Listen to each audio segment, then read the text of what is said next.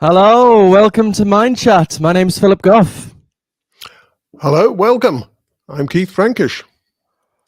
How are you doing, Keith? Not too bad. Not too bad. Recovering from a bout of COVID. Oh, yeah, you've been pretty ill with it. Sorry to hear that. It's the after effects are dragging on, the tiredness, but I'm getting there. How about you? I'm utterly miserable, I'm afraid. My research leave has ended, and I'm straight back into marking, or grading, as our US friends say.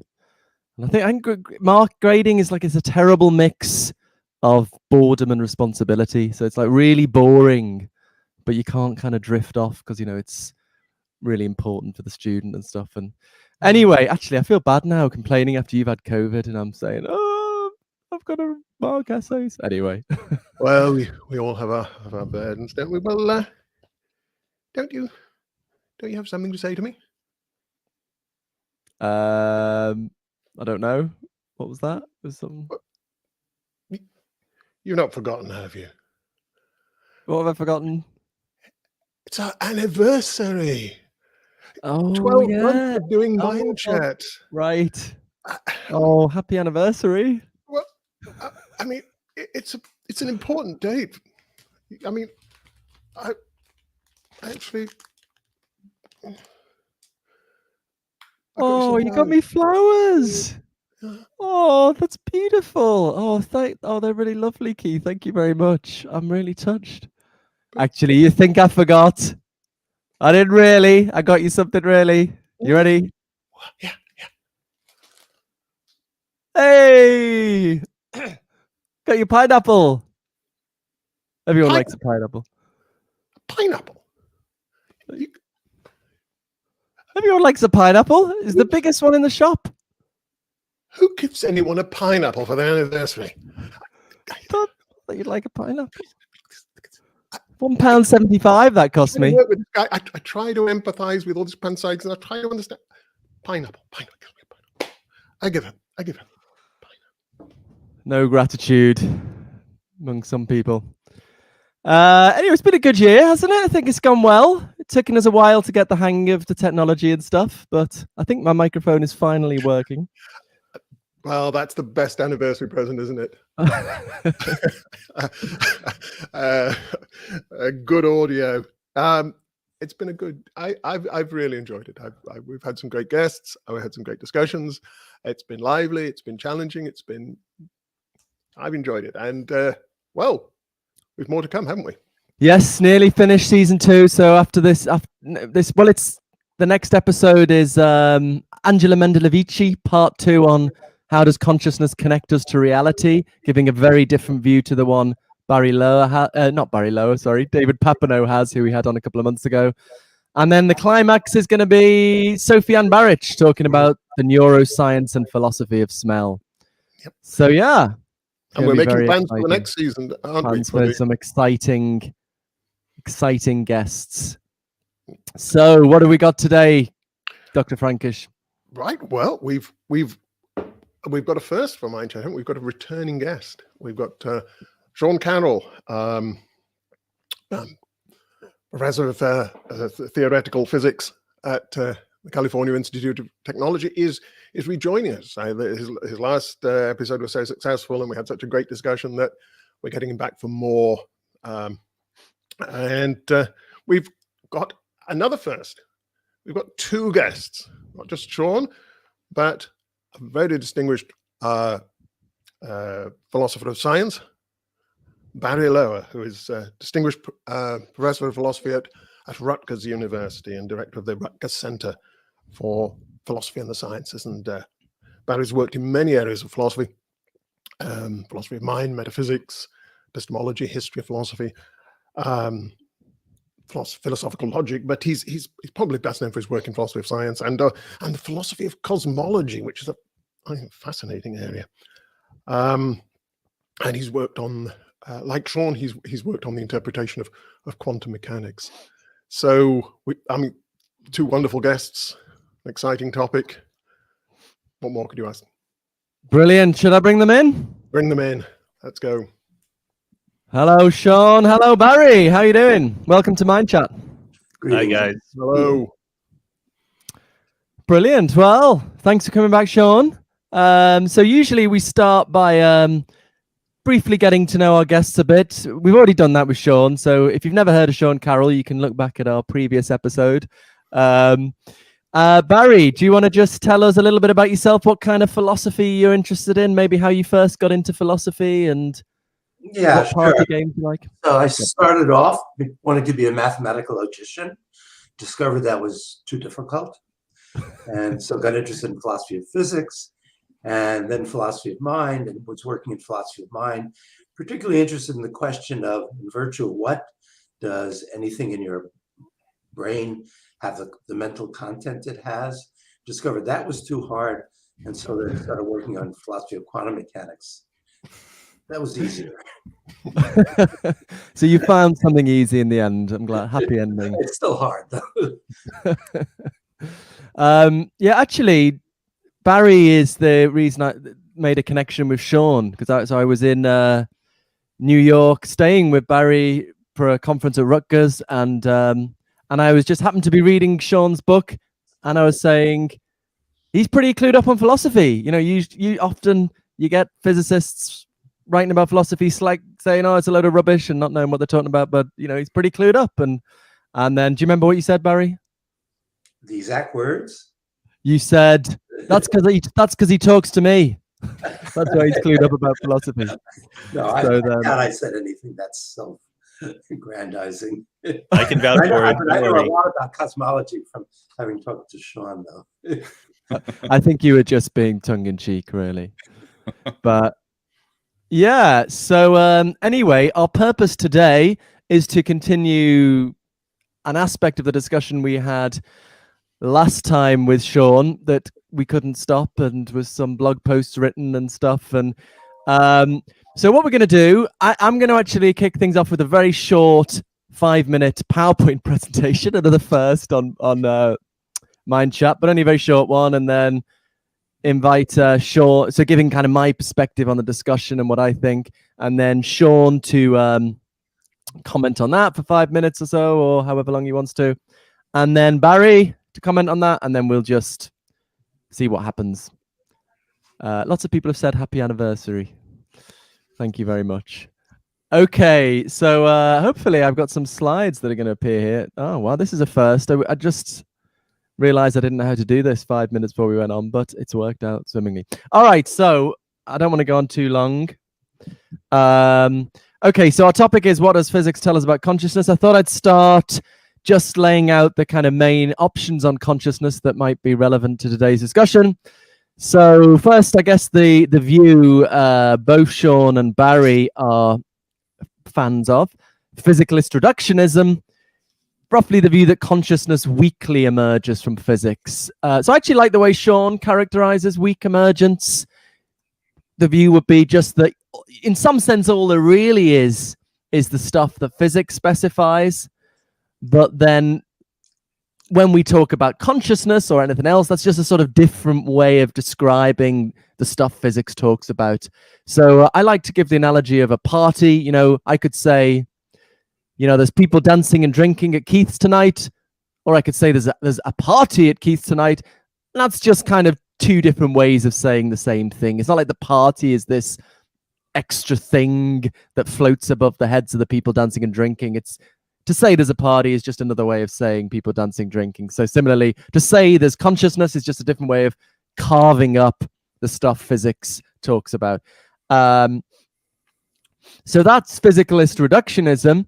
But then we've got a kind of different kind of reductionism. So then there's two views I'm kind of open to. Panpsychist reductionism, which would be, does it the other way around? Physics weakly emerges from consciousness. So roughly the idea is there's at the fundamental, and the thought is this is possible because of the purely mathematical nature of physics. So the thought is at the fundamental level, we just got kind of networks of very simple conscious entities, and they behave, because they have very simple consciousness, they behave in very simple, predictable ways. You know, humans behave in complicated ways because we have complicated consciousness. They behave in simple ways because they have simple consciousness. And then through their interactions, they realize certain mathematical structures. And then the thought is those mathematical structures are the mathematical structures identified by physicists. So physics kind of emerges from consciousness. Okay, so that's one option I'm sympathetic to. And then this is the view we're probably mainly going to be interested in today, strong emergentism. So this is the view that consciousness strongly emerges from the physical. So consciousness in some sense arises from the physical, but it's a genuinely radically new and fundamental thing in its own right.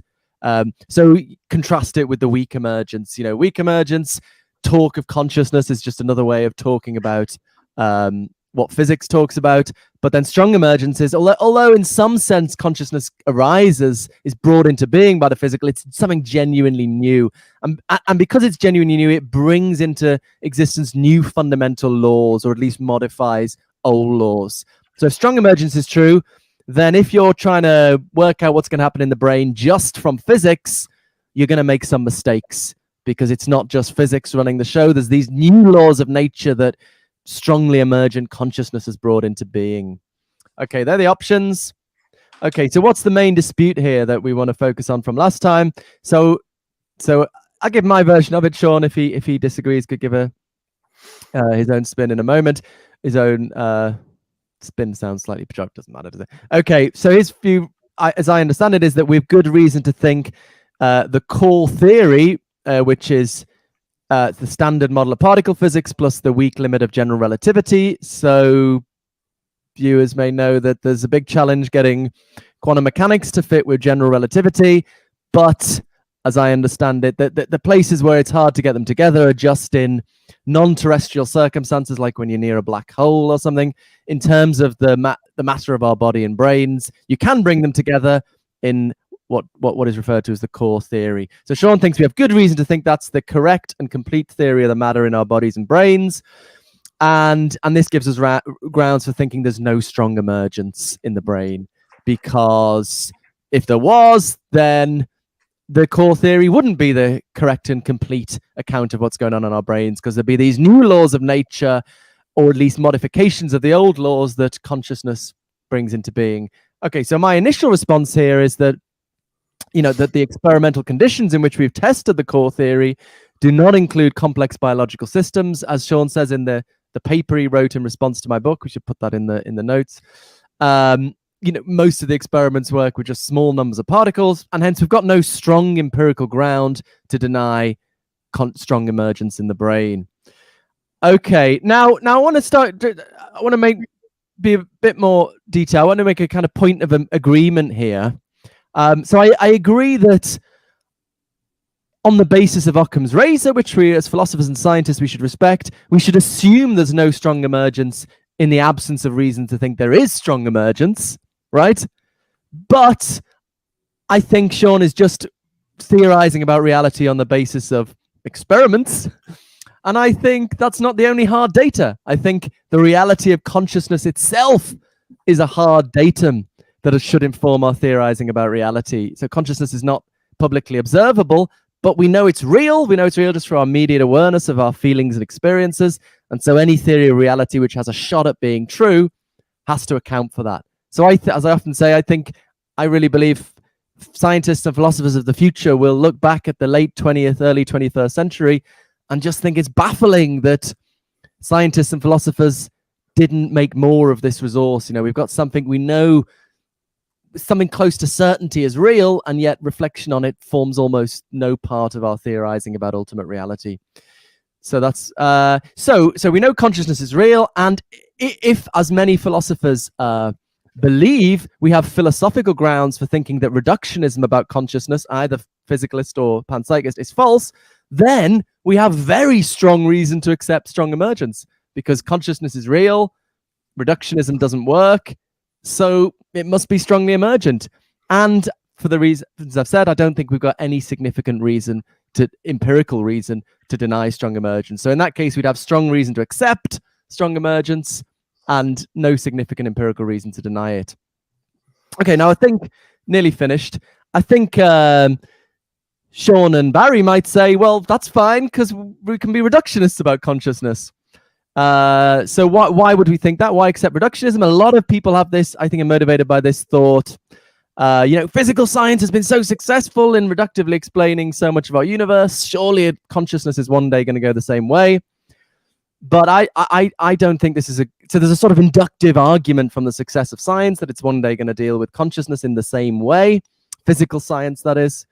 I don't think this is a good argument, inductive argument, because what physical science has been really good at is accounting for publicly observable behavior. You've got a system, publicly observable system. You can explain its behavior by postulating a mechanism, ultimately laws of physics. Physical science is really good at that, but that's not what we're ultimately trying to do when we're explaining consciousness. We're trying to explain these invisible subjective qualities that aren't publicly observable, but can only be accessed from the inside by the person having the experience, these colors, sounds, smells, tastes that we're immediately aware of in our experience. So it's a completely different explanatory project. So I think, I know Sean likes to be a good Bayesian. I think as good Bayesians, we shouldn't think that the success of physical science in explaining publicly accessible behavior gives us any reason to think it's going to be able to explain private subjective qualities. It's because it's a totally different explanatory project. So, an analogy I've given a bit recently is it's like saying telescopes are really good for astronomy. Probably they'll be good in pure math. It's just a totally different explanatory project. Okay, so So I don't think we've got any good reason to accept reductionism, physical reductionism about consciousness, but is there any good reason to deny physical reductionism? I haven't specified that. I'm talking about physical reductionism right now. Well, I think, yes, there is. Sorry, people have heard me say this before, but just briefly, I think we find that our consciousness is populated by these subjective qualities, colors, sounds, smells, tastes, that you can't fully capture in the purely quantitative language of physical science. You can capture a lot about our experience, the structure of our experience in quantitative terms, but you can't fully capture for example, the redness of a red experience. And I think you'd have to be able to do that to reductively explain these qualities in the terms of physical science. You'd have to get your neuroscience theory to sort of articulate those qualities and then reduce them to patterns of neural firings. So I don't think physicalist reductionism can work. Obviously, we're just touching on the start of the debate. But so my conclusion from that is, either panpsychist reductionism is true or strong emergentism is true. I'm open to strong emergentism in a panpsychist version. Someone like David Chalmers would have non-panpsychist versions of it. I'm open to it in a panpsychist version. Okay, nearly done. So just final slide. Here's the things I think we should discuss, although open to people have other thoughts. So I think the first and perhaps main thing. So here's my view, and I'd like to know what people think of this. So I think that reflection on physics. This is my central claim. Okay, reflection on physics has just very little evidential force in deciding this issue of whether consciousness is strongly emergent. But why is that? Well, look, either the philosophical arguments against reduction work or they don't work. If the philosophical arguments against reduction work, then we have very good reason to think strong emergence is true, because we know consciousness exists. If it's not if it can't be reduced, then it must be strongly emergent. And as I've said, we've got no significant empirical evidence to the contrary. On the other hand, if the philosophical arguments against reductionism don't work, then we don't need any empirical reason to doubt strong emergence, because we just go off Occam's razor, Okay, so that's my main claim, that Sean seems to think, and I think Barry thinks possibly, that reflection on physics can give us strong reason to think strong emergence. As far as I want to deny that either way, if reductionism arguments against reduction work or if they don't work. Okay, so I think we can see how far we get with that. Two perhaps supplementary points we could say, the kind of arguments I just gestured at work against physicalist reductionism. And Keith, to an extent, at least if we're talking about phenomenal consciousness, I think Keith's sympathetic to those arguments. That's why he's an illusionist. And then third discussion point, do Sean's argue? So Sean's offered arguments against a panpsychist reductionism. He thinks it just ends up being epiphenomenalism. So we could perhaps discuss that as well. Anyway, over to you guys. Sorry, I've probably gone on a bit longer than 5 minutes, haven't I? So feel free to take as long as you want. Sean, what do you reckon? Sure, thanks, Philip. That was actually very helpful. So I'll try to be brief in my own views because probably most of the people listening in have heard them before. But here is the issue for panpsychism as I see it. We have the fact that human beings contain electrons and protons and neutrons. I'm not even saying that they're entirely made up of those particles, but every human being I've ever met has atoms inside them. And we have, as Philip alluded to, an extraordinarily empirically successful theory of the behavior of electrons, protons, and neutrons, and the associated forces that push them around, called the core theory of physics. And furthermore, I'll get to a little bit more in a second, but the core theory is not just a statement of facts about what happens in particle physics experiments. It comes with a very well justified domain of applicability, where we have good reasons to believe it is correct. And human beings and everything that happens in their bodies are well within that domain of applicability. So here is the dilemma for the would-be panpsychist who wants to put consciousness at the fundamental base of everything. Either they say, sure, you have the core theory. It makes predictions for how the electrons and protons and neutrons in a human being will behave. I'm not going to change that, but I'm going to change the nature of it. In that case, I would say, who cares? You're adding something that in no way plays an explanatory role in how I behave or how I talk about myself.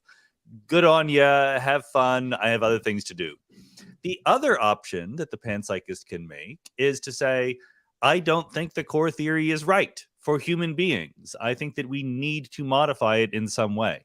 And I was very happy with Philip's little introduction there because I might be wrong about this, but in past interactions, I've noticed some prevarication on Philip's part, like not quite wanting to buy into either one of those options. But I thought that in his intro there, he was very clear that in the strong emergentist perspective, that would count as modifying the core theory, which it would. That is correct. I agree.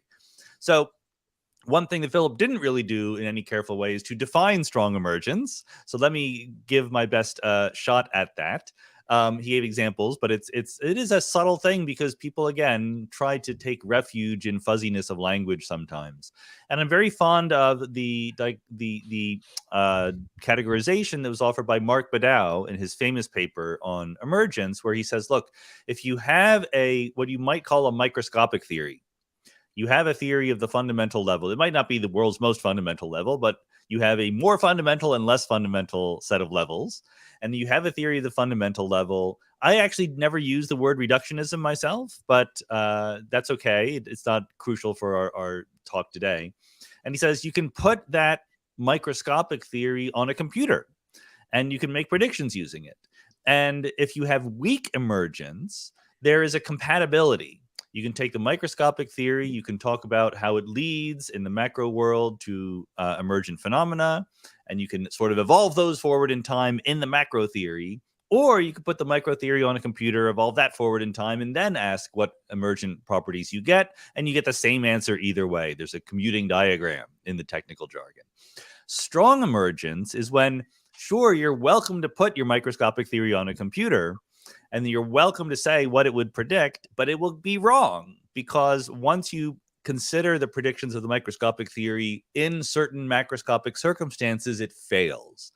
So I'm very open to contemplating the possibility of strong emergence. In the case of that we're considering right now, it would mean that I could take the quantum state of the electrons, protons, neutrons in a human being, run those through the dynamical equations of the core theory, and I would find that I get it wrong.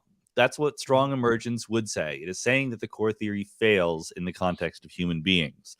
So why would we ever, what is the evidence that we have one way or the other, whether the core theory works or not in the case of human beings? So I completely understand Philip's point that, we haven't tested, we've tested the behavior of atoms and et cetera in certain laboratory circumstances, but not literally in human brains to any high precision. So we don't know whether the theory applies there or not.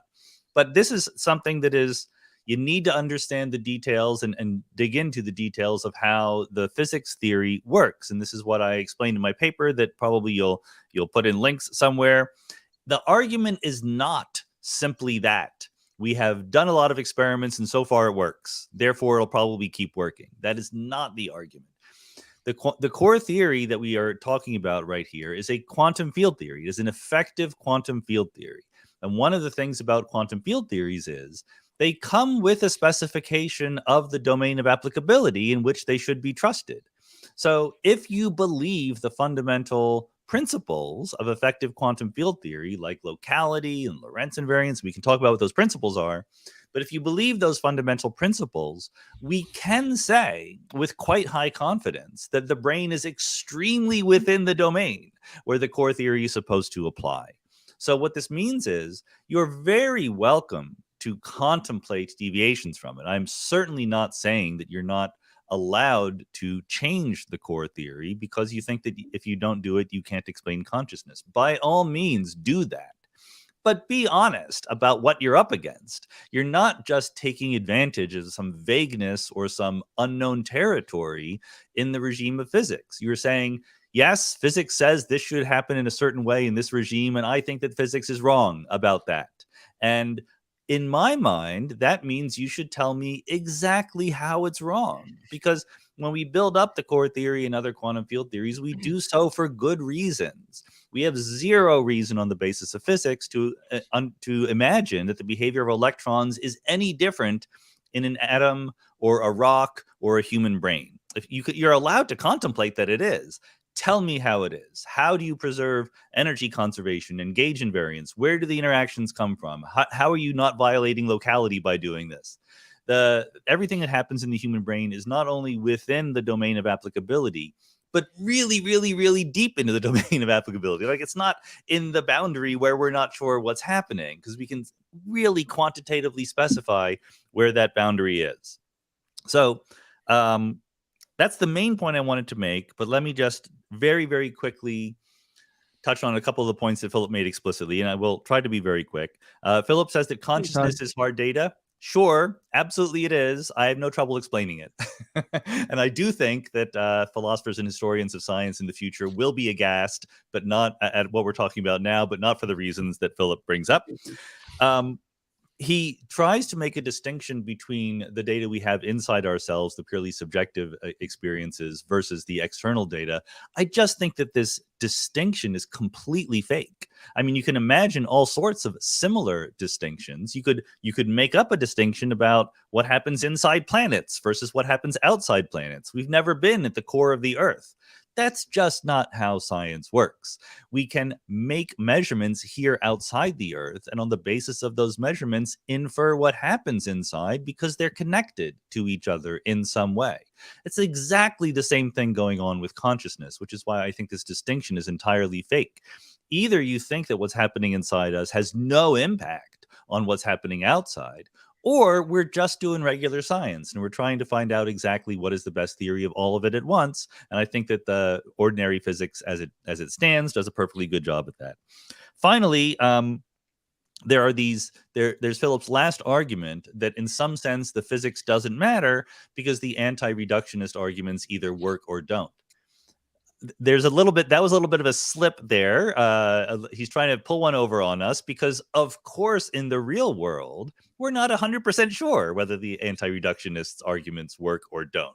We have some credence that they work or don't, and that credence is going to be affected by how dramatic the anti-reductionist claim is. If you need to overthrow the most precious principles of modern physics to do it, you have a little bit of a right to decrease your credence.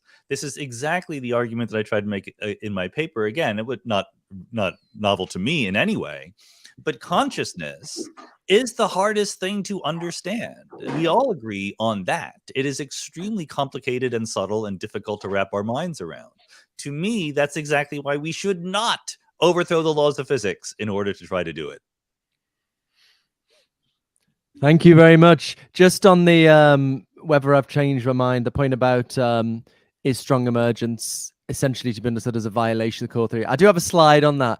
But I just think it's a boring issue we got too bogged down in. So I'm happy for most of the discussion at least to sort of concede that point. But maybe at the end we could come back to that. I just don't want to get lost in that not very interesting issue, I don't think. But anyway, I won't say anything on it. I'm desperate to say things, but I'll hold off and let Barry share some thoughts. Yeah, I'm sure I'll give you more to say. First of all, I completely agree with, I think, everything Sean said. But what I would organize this discussion in the following way. There are two parts to it. One is the arguments against reductionism, and the other part is the arguments against non-reductionism. I think the arguments against reductionism are, I'm not sure what word I can use in polite society here, but they're crap. They're really, really bad. They're based on a confusion that philosophers can help dispel if they pay attention. And then there are problems with the anti-reductionist view I'll come back to. The confusion I have in mind is the confusion between concepts and properties or features of the world. It's right that there's no reduction of phenomenal or consciousness concepts to physical concepts, but that has to do with representations, with concepts. There is a reduction, for example, of a sort of certain kind of physical concepts, higher level physical concepts, like, for example, temperature or pressure, to more fundamental physical concepts, like those found in statistical mechanics.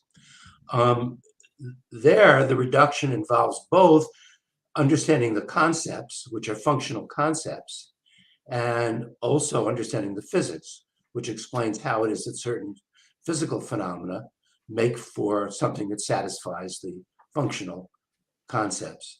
In the case of consciousness, that can't be done because the way we understand our own conscious states is by concepts we apply subjectively to our own selves. We don't apply, they're not functional concepts.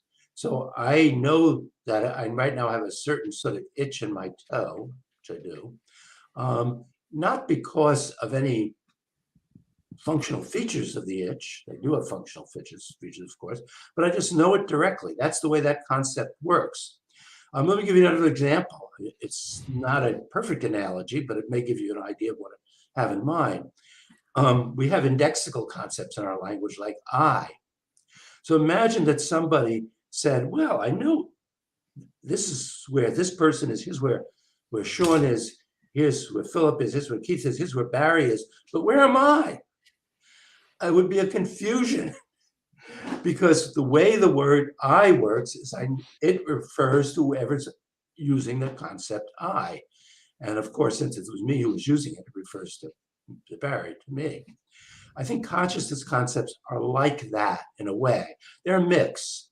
So I think it's going to be hopeless. I think actually if Sean is thinking that in the future, enough will be discovered about physics so that one could say, now I see what it is to feel an itch in your toe. I think he's wrong about that.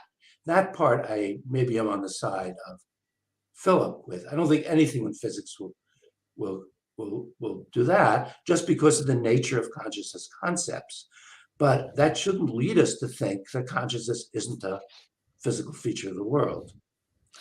So that's the first big point I wanted to make. That may take us more into philosophy than the physics part that he wanted to go, but that's one point. I maybe should mention that this idea of treating these so-called hard problems in this way dates back to a former colleague of mine who sadly is deceased, named Barry Loewer, who had basically this way of thinking about this stuff. And I've learned a lot from him, and my wife, Kari Balag, who was a student of his. On the other side, I'm very puzzled by how the non-reductionist is supposed to be thinking about things. The non-reductionist thinks that at the very fundamental is something which has a little bit of consciousness. Now, I suppose whatever the electrons are doing, they're not feeling itches in their toes. They don't have toes. They can't do that. I don't know what it is for them to have this little bit of consciousness, but whatever it is that's supposed to be conscious that they have, I guess when a lot of them get together, 10 to the whatever 29th or something electrons get them more than that get together in a certain structure, they end up putting all the little bits of consciousness together to make for an itch in my toe. You need a theory of that. How in the world is that going to go? If we had a theory of that, we basically would have what physics would want to come up with an account of how what electrons, when you get a lot of them together, get an itch in your toe. I don't see how adding a little bit of consciousness in the electrons helps out there at all. And in fact, in thinking about this a little bit, I mentioned this to Philip in an email. I realized that, in fact, in a sense, I was a panpsychist in the following sense. I think that, of course, whatever electrons, protons, or whatever the quantum fields are, whatever it is the stuff that has enabled it to be that when it gets in very complicated configurations can produce an itch in my toe. If that's what it is to be a panpsychist, I'm a panpsychist. So I'll declare my allegiance to it under that form. But I don't think I want to have the view that because the hard problem is hard, I have to attribute something like little itches into my little electron itches. So that's basically my contribution. Thanks, Barry. So I think you've commented there sort of arguments against, you've rejected the arguments against physicalism. And just, I feel I need to just bring in, so you're saying the arguments are crap, but I mean, just to get we actually have hard data on what philosophers think on this. So I guess just over 50% agree with you and just over 30% agree with me. So I just want to get clear, this isn't like a totally fringe position. Is that how philosophers settle their disputes? What's that? No, but yeah, okay. But I'm just, sure you can think the arguments are crap, but just to say, like, sure, this is a matter at which there is I'm a little. surprised that 50% are on my side. I think it depends which philosophers you're asking about this actually. Well, the Phil Papers survey. One kind of answer, and philosophers of science give another, and so on. That's probably right. But you haven't commented. Yeah, you did. I don't think you said anything about the. So you've rejected the arguments against physicalist reductionism. The arguments against physicalist reductionism. You've cast doubt on you've given arguments against panpsychist reductionism. But what about this first topic, that does physics give us reason to doubt strong emergence? So my claim is, that given that we've never, the experiments done to support the core theory are, done with small numbers of particles. They're not done in brains or biological systems. We don't really have any strong empirical reason to doubt the strong emergence in the brain. I mean, you have a kind of simplicity ground, but I think that's not a very strong reason, a sort of simplicity. It's just like, unless we have reason to think otherwise. So I began what are your thoughts on that? Addressing that by saying, I agree with everything that Sean said. I think Sean covered that perfectly. Okay. I don't think it's merely simplicity. It's, well, the reasons he gave about the very nature of what the fundamental physics is like, but also more generally, of course, anybody could take the attitude towards any scientific discovery of, well, maybe tomorrow we'll find out something different. Of course, but that's not the way science works or the way we should think about things. We've found this method, the scientific method, which has given us a lot of information about the world, enabled us to construct theories about the world.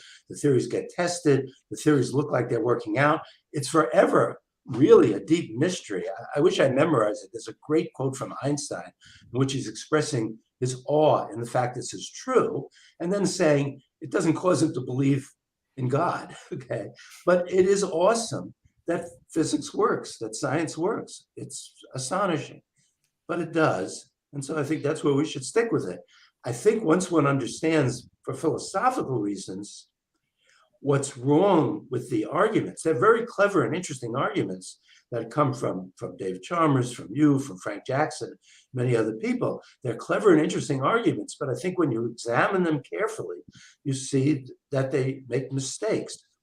If I could say one more thing, I've been teaching this stuff recently, and I noticed something that is obvious to philosophers maybe, but it didn't strike me so much before, is how much of the time that philosophers spend on what they think of as very deep mysteries, consciousness, free will especially, personal identity, gets structured around the following thing. Some really, really smart, clever philosophers come up with an argument to prove that it can't be like that. it must be that personal identity involves there being some sort of a non-physical thing that continues. It must be that human beings have some free will which enables them to move their hands around independently of the physics. It must be that our brains are such that they are able to produce or be associated with something that isn't physical. They come up with arguments like this. The arguments are often interesting, and that they're great that they come up with it, because then the other philosophers like me can come along and get paid to show what's wrong with those arguments. That's great. But I think in every one of those cases, in some cases I feel very confident of this, those arguments are just not good. So, I mean, maybe we could just. Did you want to come in at all, Keith, or maybe otherwise we could just keep going around? But did you want to just bring it up? Well, just I mean, I'm with Sean and Barry on this, so Everyone ganging up on me again. But I'd actually also go a little bit on the offensive against your alternative source of data. I mean, that you have this introspective data that you trust, that you think should stand on a par with the data of science and the conclusions of science, and you think we should trust it more than we trust scientific theorizing. I don't buy that. What you have is a lot of strong convictions about your own mind and about its nature and its powers and its inexplicability and so on. Okay, you have them. Interesting. Fine. Let's try and work out why you have them. Now, you might have them because they're true. Oh, you might have them for other reasons.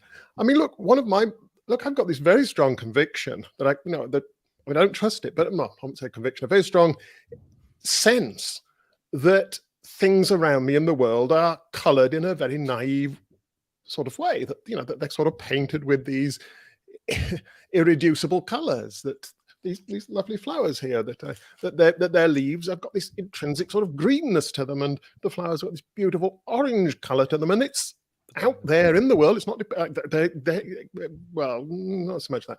And I've got this sense that these colors are, intrinsic features of the world and I can't understand how physics can explain how these things can have these colors. So I go, okay, so physics is wrong. These can't explain. Never mind, it can't explain my mind. It can't explain flowers. It can't explain paint. But nobody trusts that intuition. Nobody says, oh, physics can't explain paint, so paint is an irreducible feature of the world. No, they say you're misconceptualizing what properties things have. You think they have these irreducible colors, but actually somehow that's a feature of us that we project onto them. Well, okay, if you can do that with leaves and colors and painted walls and so on, why can't you do it with your own mind? You have these strong convictions. Fine. That's not that's an interesting psychological fact about us, and perhaps not all of us.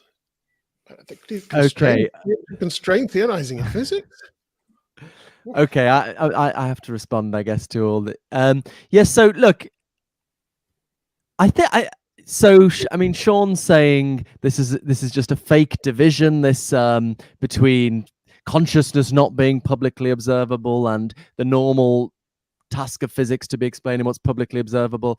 And Barry's saying, oh, there's all these philosophical arguments and they don't really prove anything. And then Keith saying, oh, it's just your intuition. Okay, look, my starting point is there is something here that I know to be real with something close to certainty, namely nothing mystical, nothing magical, my own pain and the character of that of that experience.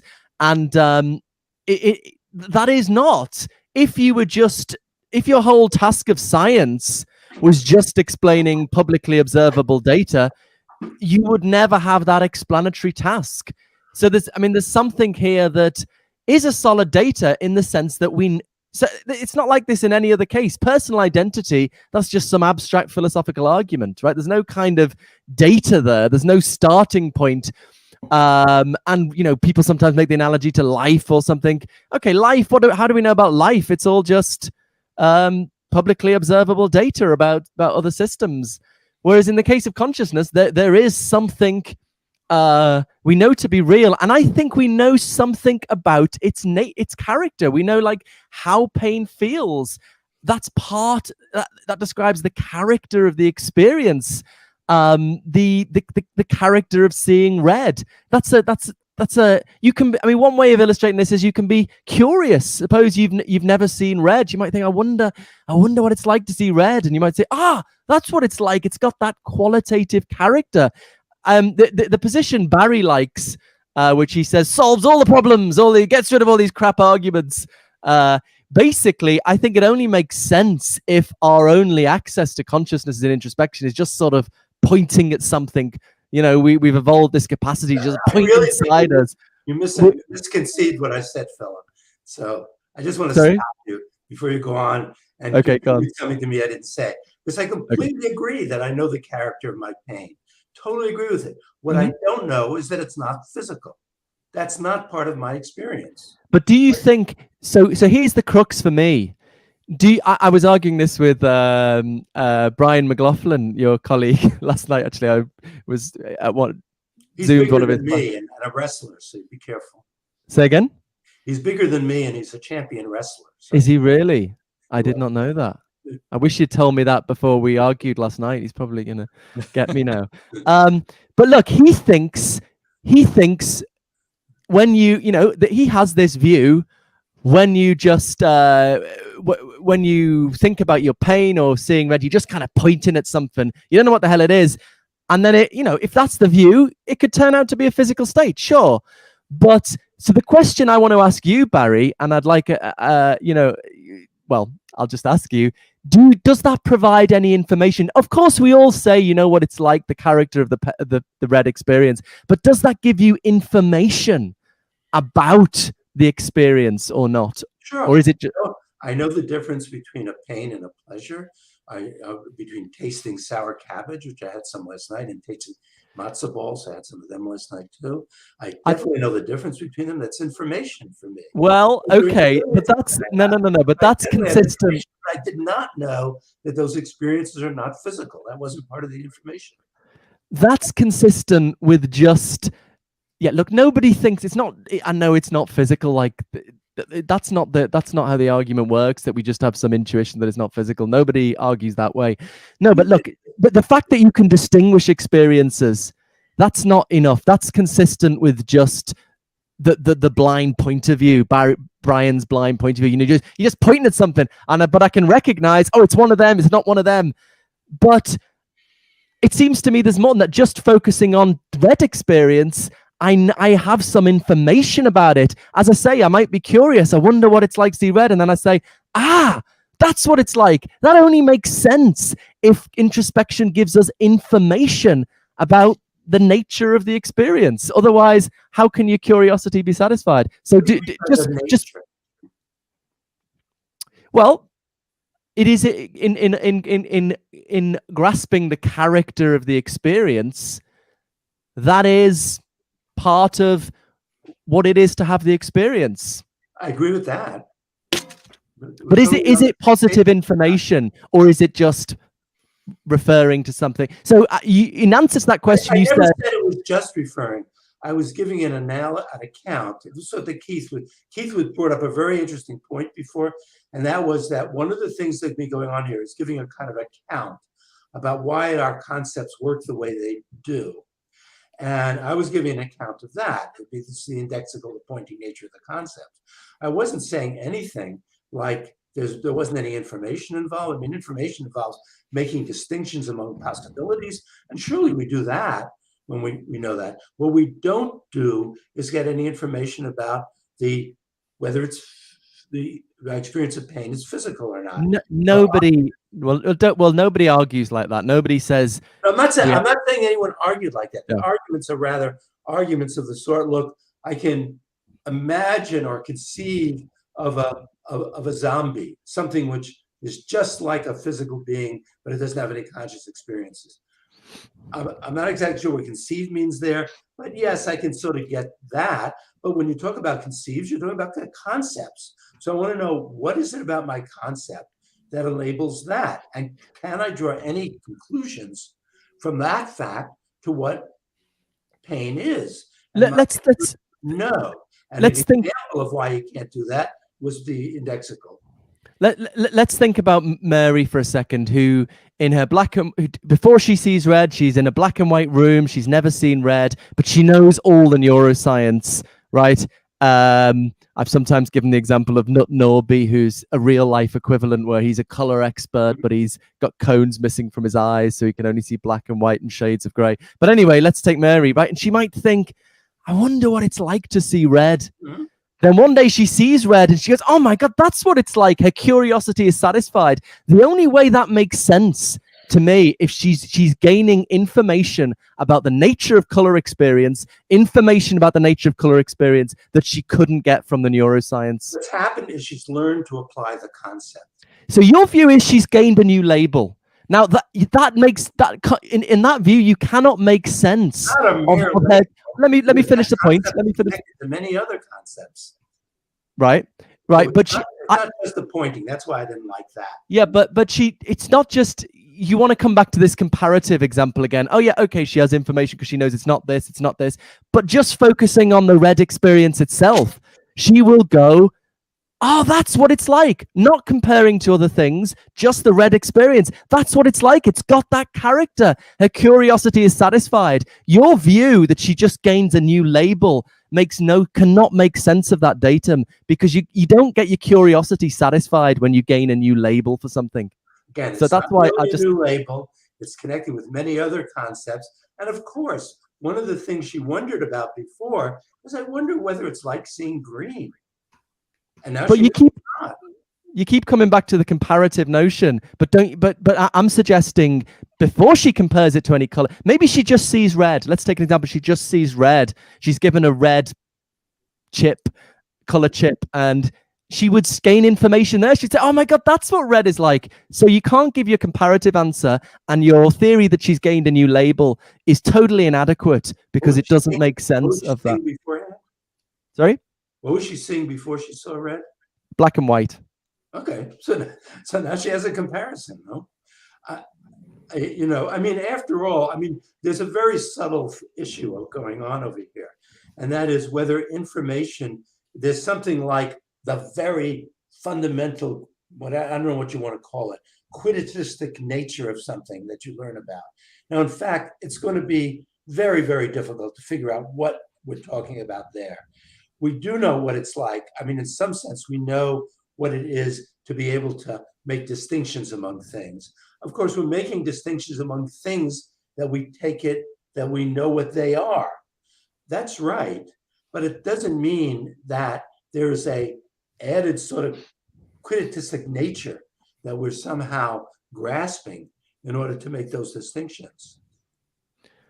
Well, I can only repeat that I don't see in that sense.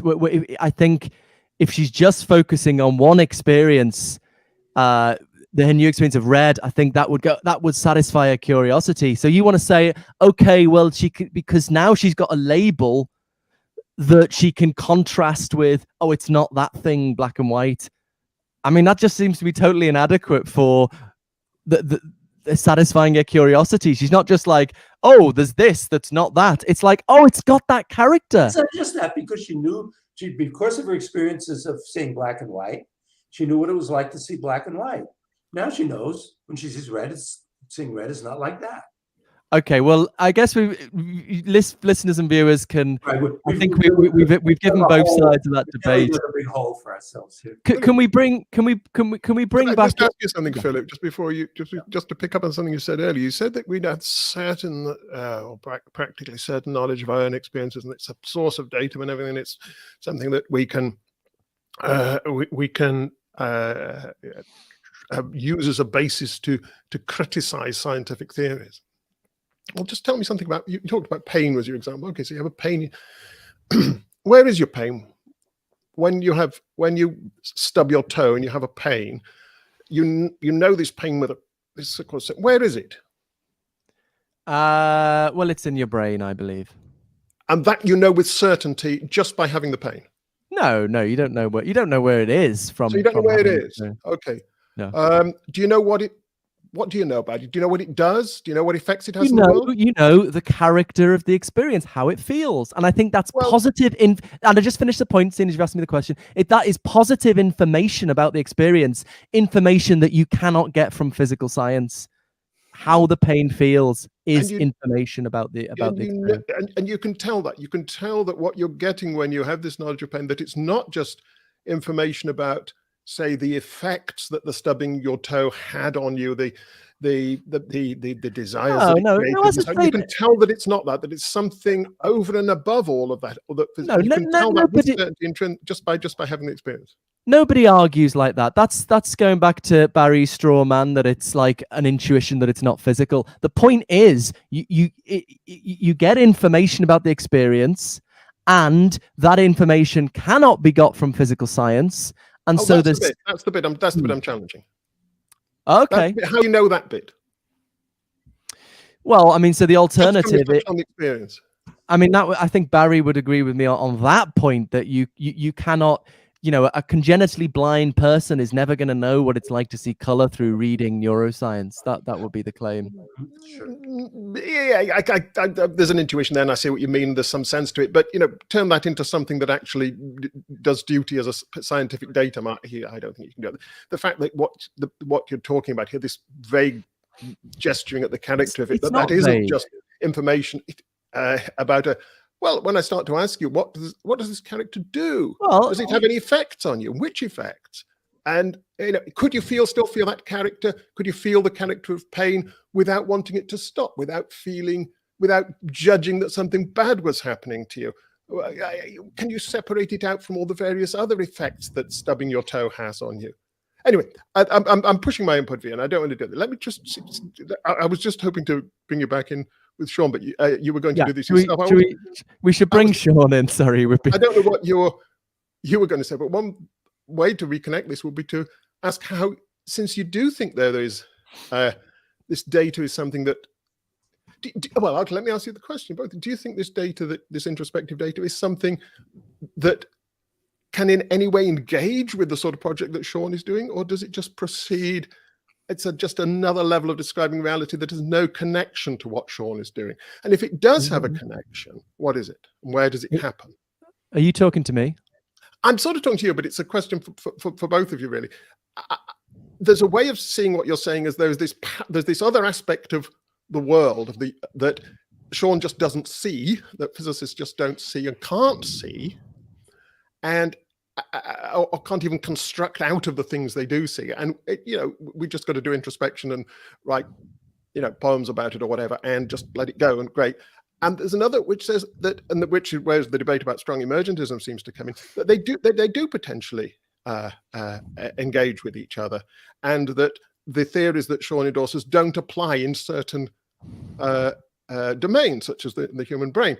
So which one of those do you go for? Because this seems pretty central. Which one of those do you go for? And if it's the latter, if you think they can potentially engage, how and where would the engagement come, and how could we test it?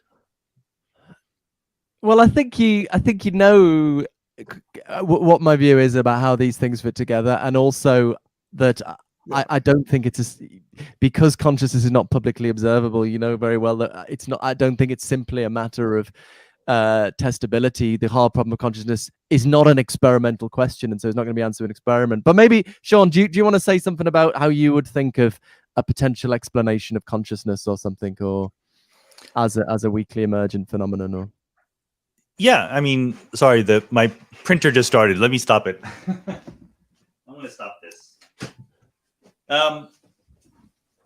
Yeah, like as I said before, consciousness is a higher level phenomenon. It's like temperature. It's another way of talking about the same stuff at a higher level. I see, when you're talking about Mary, the color scientist, I mean, I have no idea why this is supposed to be probative in any sense. I mean, Mary has a list of facts about color. That's a certain set that is the higher level way of talking about a certain set of facts about what are going on in her neurons, in her brain. She sees red for the first time. That's a completely different set of things going on in the neurons in her brain. So we describe it differently at the higher level. I just see no difficulty there whatsoever. Yeah.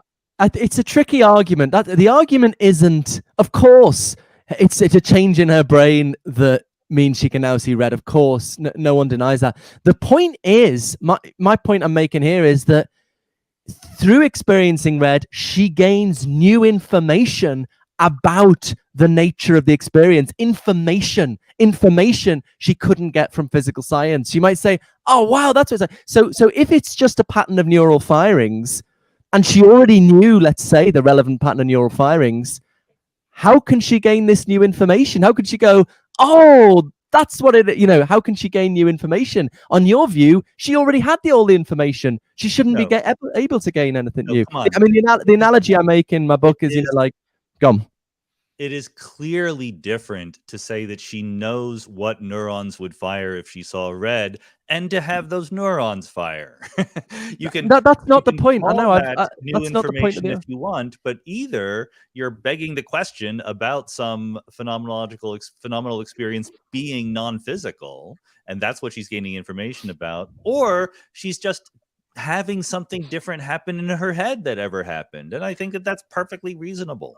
Of course, it's she can only see red because of changes in her brain. Of course, no, that's not my claim is that she, in doing so, she gains information that she couldn't get from physical science. And I'm not just stating that; I'm giving you an argument. My argument is her curiosity could be satisfied. She can say, "I wonder what it's like." That's what it's like, and I don't see how either you or Barry can make sense of that satisfaction of curiosity. Look, just asserting that you would have this satisfaction. I think the main term you just used was "I don't see," because I do think that I gave an explanation of what was going on there. Information is at the level of concepts. We have, learning what the quantum state of Sean's room is gives you information in terms of those concepts, but it doesn't tell you how many books he has in there.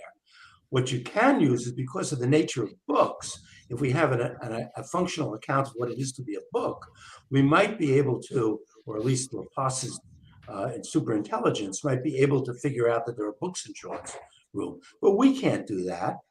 And we can't do that with conscious states like pains, because they're not functional concepts. So that's why it's different information. I know your view, but well, I don't want to. I'm worried I'm going to repeat myself.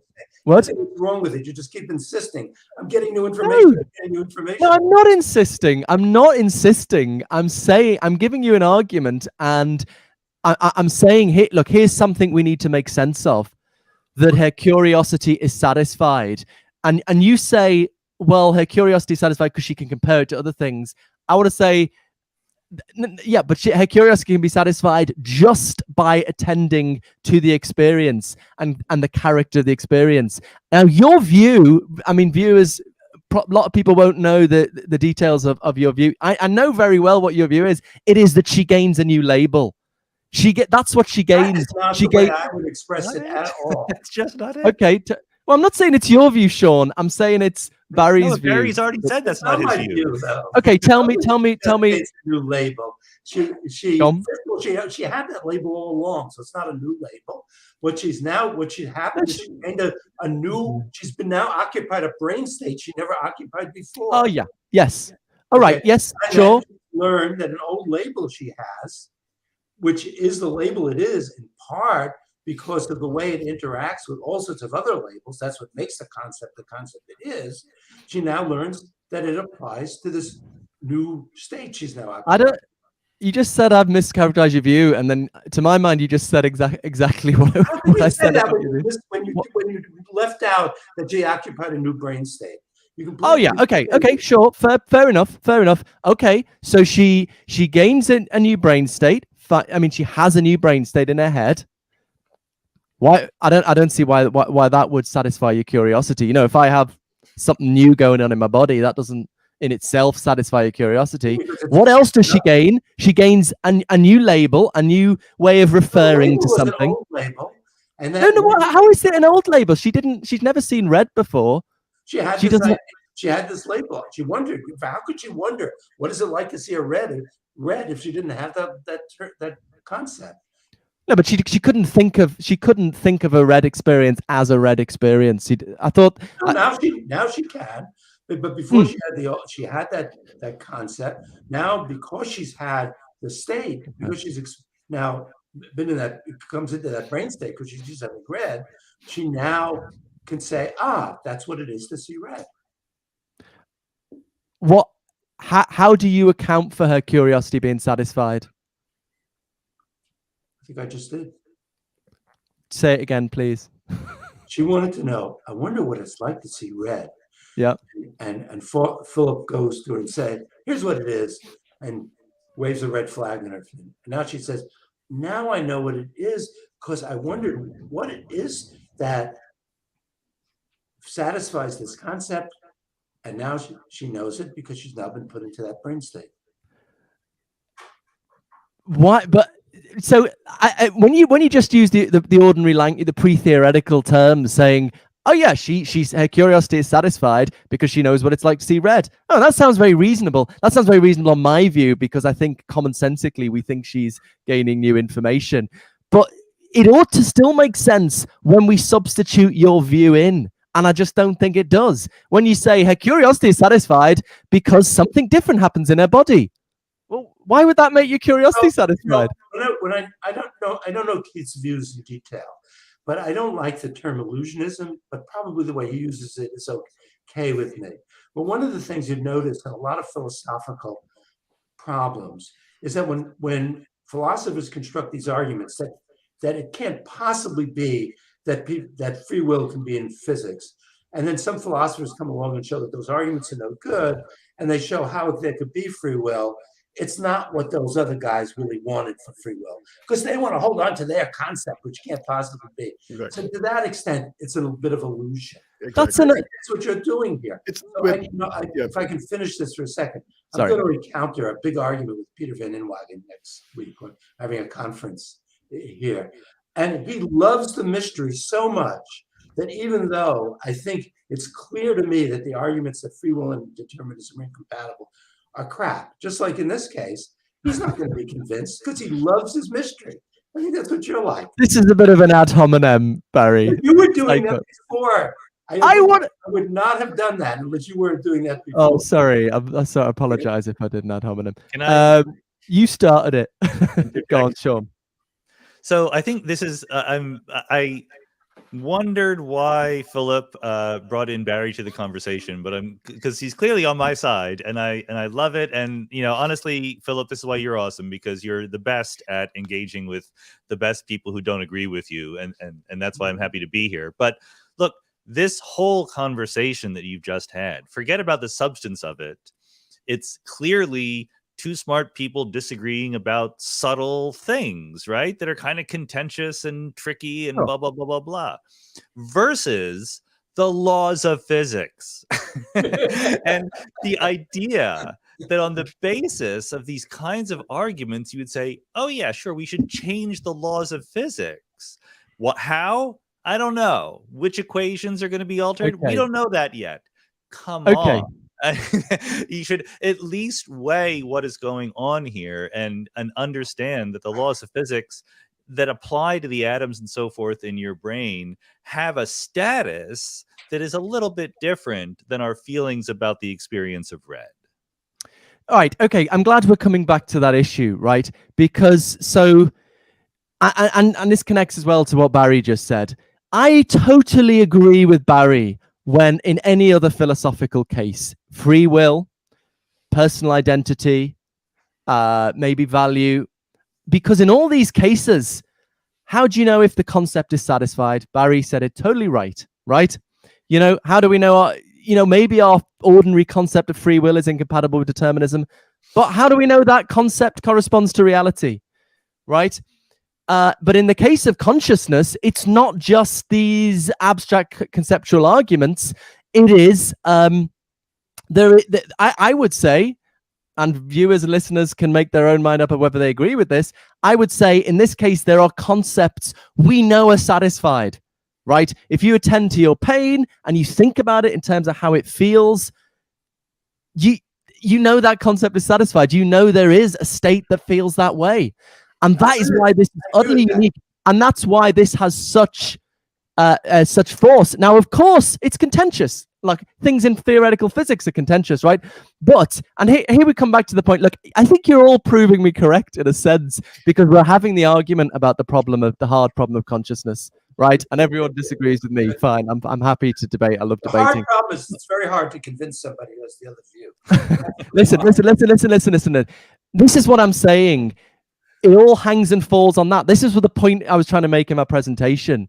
It all hangs and falls on whether these arguments against physicalism work. It's nothing to do with reflecting on physics. People like me, people on my side, over 30% of philosophers, as opposed to 50% who disagree, 15, 20% are agnostic or don't like the question. We think these arguments work, and that gives you very strong reason to think, let's say, for the sake of discussion, consciousness is strongly emergent, right? We think it gives us, and why? How can it possibly give us such strong reason? These philosophical arguments, because it's not just arguments. We're starting from something we have immediate connection with, and we know, in our view, something about its nature, right? And just let me, I want to finish the point, Keith, please let me finish the point, right? And so we think it gives you very strong reason. Now, what are we weighing that against? It's just, I can't see anything more than simplicity reasons, right? If we had tested the core theory in brains and seen that it applies, I would say that is very strong reason. Maybe I'm getting something wrong. And I think a lot of viewers and listeners will get that impression that when you say there's this strong empirical reason that we've tested it, but we haven't. We've tested it with small numbers of particles. I agree there's a kind of rough simplicity reason to think, oh, well, if there's no reason to the contrary, probably it'll apply in brains as well. I agree ultimately there would have to be work done to make it consistent with conservation of energy, with locality, and so on. But why that doesn't give us strong that doesn't give us strong empirical reason like you'd get if you actually tested it in brains. There is a very empirical in terms of the empirical reasons. This is a very weak consideration, easily trumped if the arguments against physicalism work. So what we should be doing is having a debate about the arguments against physicalism, as we have been doing. Great. Talking about physics is just irrelevant. Yeah. No, so I think let me just quickly here before, I know Keith has something to say, but of course, like I said, if you think that the arguments against physicalism are just 100% effective, then the discussion about physics has no role. I think that it would be absurd to think that, no matter what side you're on. Clearly, the physicalists think that they have answers to all of these questions that are purely physicalist. So there is a role for the physics arguments here. And the second thing, which is much more important in my mind, is that, as I said before, and I'll try to say again, it's not just a simplicity argument. It's not just a parsimony argument. It's not just, well, we don't know, therefore let's extrapolate the same laws. The way quantum field theory works at a fundamental level is crystal clear on whether or not the core theory should apply in the human brain. It's not just saying, well, we don't know, therefore who knows? It's as if you did 1 million experiments and you said, oh, look, momentum is conserved in any experiment I've ever done. And someone comes along and looks at your data very closely and says, well, I've noticed that even though you've done 1 million experiments, none of them were done over the weekend. So maybe momentum is not conserved on the weekend. That's an absurd argument. I don't see how that's... Let me finish. Let me finish now. We understand quantum field theory well enough to know exactly when it should apply. And the answer is when the energies of scatterings between certain kinds of particles exceed some threshold. We know what the threshold is. We know what the energy of subparticle scatterings in the human brain are. It's deep, deep, deep within the understood regime. So again, you're welcome to contemplate changing the theory, but it's not a simple harmless change. It is a radical revision of our best understanding of how the universe works. And there's every good reason to put very small credence on that move, especially when you haven't even said what the revision is. I don't see how that's not simplicity grounds. We've got a theory that if it is the correct and complete theory of what goes on in brains, gives precise predictions. But what is our evidence for that theory being the correct theory of what goes on in brains? Experiments involving small numbers of particles. You yourself, Sean, in the article, we should put in the notes, suggest, raised ways in which those laws could be modified, both in terms of Born rule in collapse dynamics, and what's the opposite of that? Singularity dynamics, or anyway, the pre-collapse dynamics. Unitary dynamics, yeah. And so how do we know that those modifications don't occur in complex systems? I mean,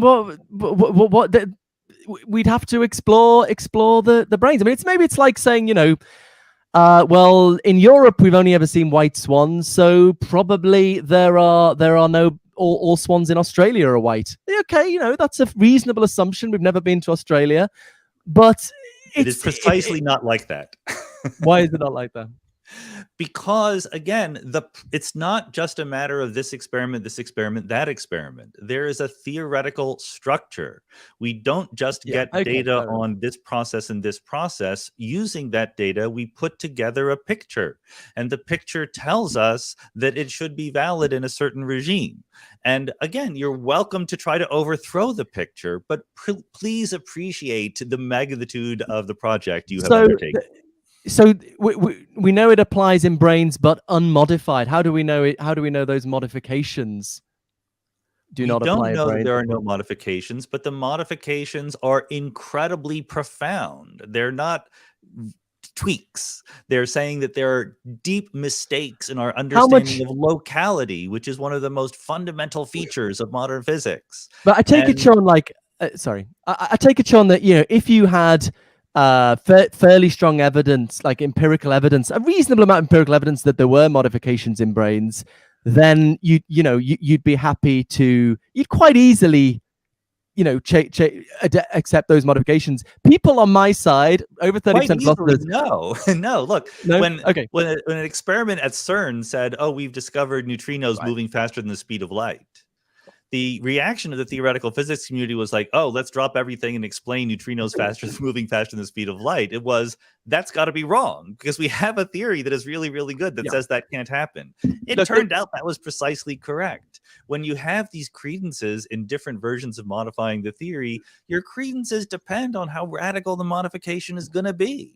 But the whole point is, I'd be very happy to ultimately change my opinion in the theory, but the evidence would have to be overwhelming for good reasons. But I just think, so I'll say one more thing and then maybe bring Barry in.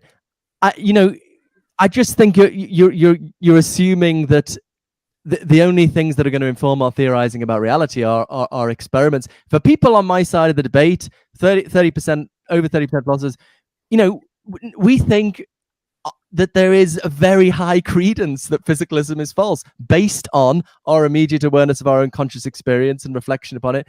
And not 100%, but I don't know, 80, 70, 80%. So the epistemological situation for me is I've got very strong reason. Let's put panpsychist reductionism on one hand, just for the sake of discussion. We've got very strong reason to think there's strong emergence in the brain. We've got, well, it would be, okay, there's some reason to keep our theory the way it is, but we haven't actually tested it. That seems to be obviously a weaker reason. That seems to me a totally rational. It's entirely correct to take all of these things into account. And the only contrast that I will once again draw very quickly is between attempting to explain the emergence of the most complex and subtle phenomena in the known universe versus doing a dramatic modification of something like locality that underpins everything we know about modern physics. Yeah, how would a hydrogen atom know that it was in a brain? How would its being in a brain affect the behavior of the hydrogen atom? And would it sense that it was in a brain? How would it work? I don't understand. I don't. What, you mean strong emergence? Well, I'm not sure your point. Maybe different things have to happen. The core theory doesn't apply unmodified in brains. Well, okay, so how do the things that the core theory talks about? How do they know they're in a brain? How do they know they're in a brain? What do you How, mean? how are they sensitive to the Oh, I presence see. of the rest of the brainy stuff? Well, are you starting to? I mean, it's clearly not incoherent that it may be that the dynamics change in complex systems. That's clearly a coherent hypothesis, right? How do you start to, that means giving up, as I understand it, one of the fundamental. Very different from any of the physics that would. Yeah, actually, maybe I can help. Maybe I can say something that is purely physicsy that is informative here. It's not the point of the core theory. I should have worn my core theory T-shirt. I forgot to bring the empirical evidence here. But it's not just that there is an equation and that it fits the data. It's the character of the laws that it really, really matters here, which is the following: that hydrogen atom to which Keith refers, the rules of modern physics are that all of the particles and fields in that hydrogen atom, the electrons, protons, all the gluons and whatever, they obey an equation with the following character: that the field at any one point in space only feels the influence of other fields at exactly the same point in space. That is what locality means. That is why it is literally not possible in that framework for the hydrogen atom to know whether it is in a brain or not. So again, you're welcome to change the equation in a certain way, but it's not a trivial change. It's throwing out all of quantum field theory. It's violating the fundamental idea that fields respond to other fields at the same point in space. Somehow they have to know what's going on elsewhere in the system. That opens the door to all sorts of terrible things: faster than speed of light communication, violations of energy conservation, who knows? And again, you're welcome to build the theory. But in the absence of someone having built such a theory, just saying, well, we don't know yet, is not good enough. But you're just coming back to implicitly saying the arguments against physicalism are not worthwhile, because you're saying, if all we've got is we don't know. But that, from my perspective, that's not all what we've got. We've got very strong reason to think their consciousness is strongly emergent, right? And I mean, that's my point. That's what we should be arguing about. We've got very strong reason on one side, and we've got the theory that has not been tested in brains on the other side. It's not totally. I need to think more about the locality issue. I certainly don't think a strong emergentist theory of consciousness will be inconsistent with conservation of energy. This is the point I think Churchland and Dennett, a mistake they made. Oh, this is the point I convinced Dennett he was wrong on. But in terms of locality, there is no such theory. You're welcome to believe anything you like about it. But again, Sean, you're just assuming the anti-physicalist arguments have no evidential force. It's not just believe anything you like. I'm asking the anti-physicalist to say what their theory is. Of course, I already admitted. Well, we don't know enough about their own force, but then there's other arguments that also have their force. That's an unreasonable request, because we don't know enough about the brain to offer a detailed theory. Our argument, our reason is not on empirical grounds; it's on philosophical grounds. Then perhaps some humility is called for. Who knows? Well, I could say the same to you. If 30% of philosophers think there is a very high credence for this view, maybe you should have a bit of humility that your reasoning might be wrong, and there might be a very strong consideration pointing in the other. So I think that goes two ways. The humility point. So can I chime in? Go. Couple of things. Just about the very last remark about humility. Probably if you ask physicists, you'll probably find a lot more dualists among physicists than you'd be surprised. That's just a problem about physicists, though, really. About Philip. Philip, just a little while ago, said we know on the basis of our experience that strong emergentism is right. But we don't know that on the basis of our experience. Though none of the points you made up before had anything to show about strong emergentism. What they might have shown is that I learned something new, in some sense, when I learned that when Mary learned something new, she has a red experience. And I think I have an account of what it amounts to, that she learned something new, even if in fact her experience is just a physical state. But that's a subtle philosophical thing. One thing I really want to insist on is it's not a matter of our experience that strong emergentism is true. Absolutely not.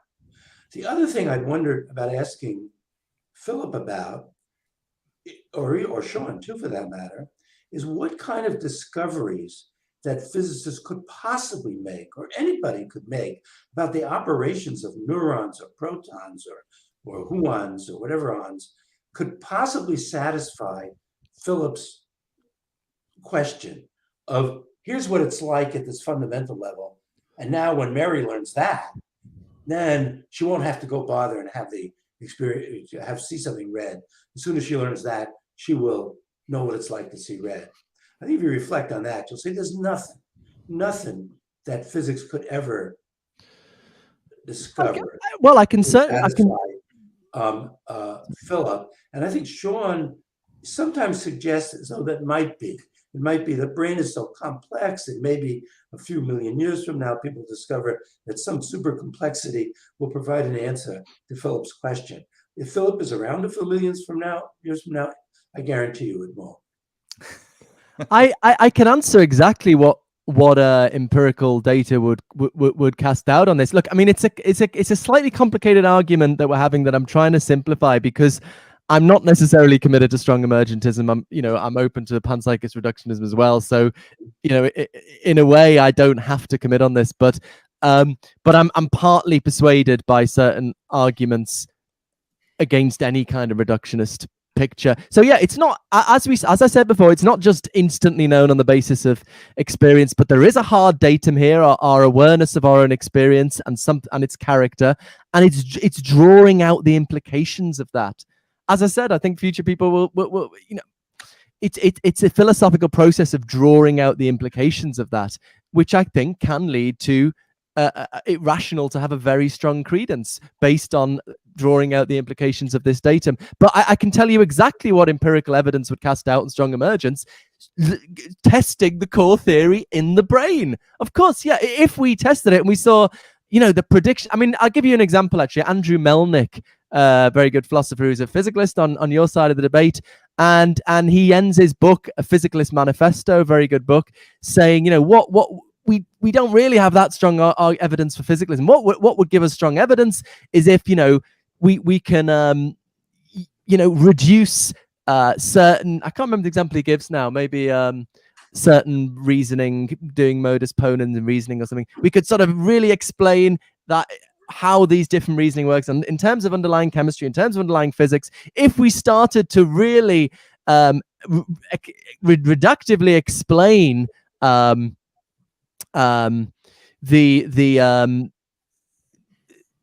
processes associated, brain activity associated with consciousness in terms of underlying chemistry, physics, yeah, we'd have strong reason to doubt the strong emergence in the brain. But when you've just tested the theory on a bunch of particles in isolation, I just don't see why that gives you strong empirical reason. I take Sean's point. There might be sort of reflecting on the virtues of the theory might give us pause for thought, but that's nothing compared to actually testing it, and that is not what we've done. Yeah. Anyway, sorry. You talked there just kind of about drawing out the implications of our experience of. Look, what do we know for certain? We know for certain there's something's happening. Something's going on here. There's nothing to draw out from that. Something's happening. I think we know more than that. There's things to draw out from the way we conceptualize what's happening. Okay. Now, suppose I conceptualize what's happening here as I'm acquainted with a world where the qualities of experience are all out there. The qualities of the color are all out there. And the sounds and everything's not in my mind, it's out there. I can conceptualize it that way, fine. That's how most people do intuitively. That the colors are just qualitative things painted on surfaces, and and I conceptualize it that way. And then so I can't see how this stuff out there can be purely physical, because I can't see how atoms aren't colored, are they? So how, when you put a lot of them together, does it get colored? I just can't see that. And therefore I've got an argument that the world around me isn't physical. Yeah, that's a consequence of the way I conceptualized it. I drew out the consequence of the way I conceptualized it and got the view that, the walls in my room are not made of atoms. Great, I proved that. Wow, I drew it out the consequences of the way I conceptualized it. You're conceptualizing your own experience in a certain way. And I agree that when you conceptualize it in that way, you get all this stuff out of it. But you're only getting out what you put in. And you don't, we talked a bit about humility, but don't you see that there might just be another way of conceptualizing it, which draws out different stuff. You're just insisting this way of conceptualizing it entails, implies this. Yes, Yeah, it okay. does. I agree, but it's not the only way. I mean, one thing is this will be a difference, I think, between you and Barry. I don't think Barry thinks it's a mistake in the way we're conceptualizing it, but just to illustrate, there's some diversity of opinions. But look, this is back to the argument the argument we always have, Keith, which is starting points. How do you start theorizing? How do you know anything about reality? I think you three guys assume the only way we can theorize about reality is observation experiments. Why I of course agree that is one source of data, but but there is even to get to empirical data, you have to make a lot of uncertain commitments. Like you know, how do I know I'm not in the matrix? How do I know the future will resemble the past? How would you have to start theorizing with what seems most evident. And to my mind, the reality of my own pain, for example, and not just there's something going on, as you put it, Keith, that there is something with a certain qualitative character. That reality seems to me more evident than the external world. So I'm going to take that datum very, very seriously because it seems to me more evident than the external world. Nothing is sacrosanct. Exactly. I agree. I'm happy with that. Look, where I start is the pains in my toe, the colors on the wall, the smells in the air. That's when I start. And then philosophers come along and say, hey, hang on, that's not quite right. Because look, yeah, okay, so we revise that and we change. Yeah, so you have a different starting point. Where point. You start, it's where you stop. You don't stop at the place you start. I'm happy to look. I'm not saying this is infallible. I've never said that. And if there was, you are though, because you're saying that it's an alternative perspective on reality. I'd like to say an empirical influence that really opened me up to strong emergence more than anything, because I do have the possibility of panpsychism. As I've said, talking to neuroscientists, I used to assume there was this strong empirical argument against strong emergence. Talking to neuroscientists and reading Matthew Cobb's book, The Idea of the Brain, a wonderful intellectual history of the brain, and basically the take-home lesson is we know a lot about the basic chemistry of the brain. Neurons firing, calcium chambers, and so on. We know a fair bit about large-scale functions of the brain. We know almost nothing about how large-scale functions are realized at the cellular level. We're only 70% of the way through mapping the maggot brain with its 10,000 neurons. We are just clueless on the working of the human brain. That's why we can't conclude that we can't explain consciousness. Keith, but you're just assuming my view is wrong when you say that. You're assuming scientists that the only data to inform reality is observation experiment. When I think there is another data point. What else? You've got to try and work out how stuff hangs together, how the thing works, and we start in the middle of it, and we try and fathom our way out, and we try and fathom things out. I agree. If I trying to understand how stuff hangs together. If we tested the core theory in the brain and we saw it was correct, I would say that's bloody good reason to think there's strong emergence. But until you give me that kind of evidence, you want to get people in particle accelerators, right? The ethics committees are going to have some problems with it. Well, just because it's hard to do, I don't think we should pretend the evidence is stronger than it is. Maybe we can get people near particle accelerators and get them to think about the particles a lot. Maybe would that help? It needn't be testing the core theory in brain. It could be, explicating brain activity associated with conscious experience in terms of underlying chemistry and physics. I just don't think maybe one issue we've touched on, but it might be. I don't know if Barry and Sean have ways they want to go. Is to think about this sort of patchwork, this dappled world conception that Nancy Cartwright has. This idea that all science is doing is kind of idealizations restricted to certain domains, and that we really don't know what happens outside those domains. it's a central issue in philosophy of science. Yeah, I let me guess. say something, because I do think that this is, I don't want this to slip by. Hmm. We do experiments. I mean, very parenthetically, I don't know about Barry, but of course I'm happy to take our conscious experience as data. I'm not ignoring that. That's just a straw man. But the important question is the domains of applicability of our theoretical ideas and where we might expect deviations from them. And that's why I think that the momentum being conserved on weekdays rather than weekends is a fundamentally different example than swans being white in Britain versus Australia. Because if you only observe swans in Australia, in Britain, and you haven't seen them in Australia, it's clear theoretically why they might be different in Australia. There's a clear difference that is relevant to the situation. Whereas if all of your data about conservation of momentum happens to fall on weekdays and not weekends, there's clear theoretical reasons to expect it to also extend to the weekends. And those theoretical reasons are relevant. In the case of the hydrogen atom in the brain, all of the theoretical understanding we have says that the hydrogen atom should obey the same rules in the brain as it does everywhere else. So the burden is on someone to show how it should be modified. But Sean, when you say it, the reason this is disanalogous is because we've got good reason to think that swans might be different in Australia.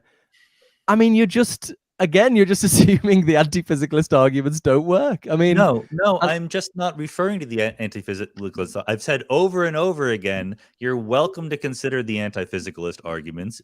I would think it would be a mistake as a good philosopher to give them credence one, and therefore we should have other arguments that we are also considering. And but the people, difficulty of changing the laws of physics in the brain is one of them. But what if we give it 80% credence? Do whatever you want. I've said at the very beginning of our very first interview, I am neither educated nor especially interested in consciousness or the brain. My point is that it is not cheap and easy to change the laws of physics, and that should be one of your considerations. Do you think it would overcome a credence of 80%?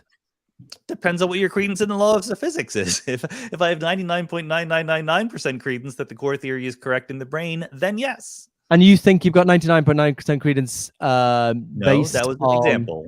I Okay. think that What is your credence? I don't have an 80% credence in the anti-physicalist arguments. I think that they're pretty bad.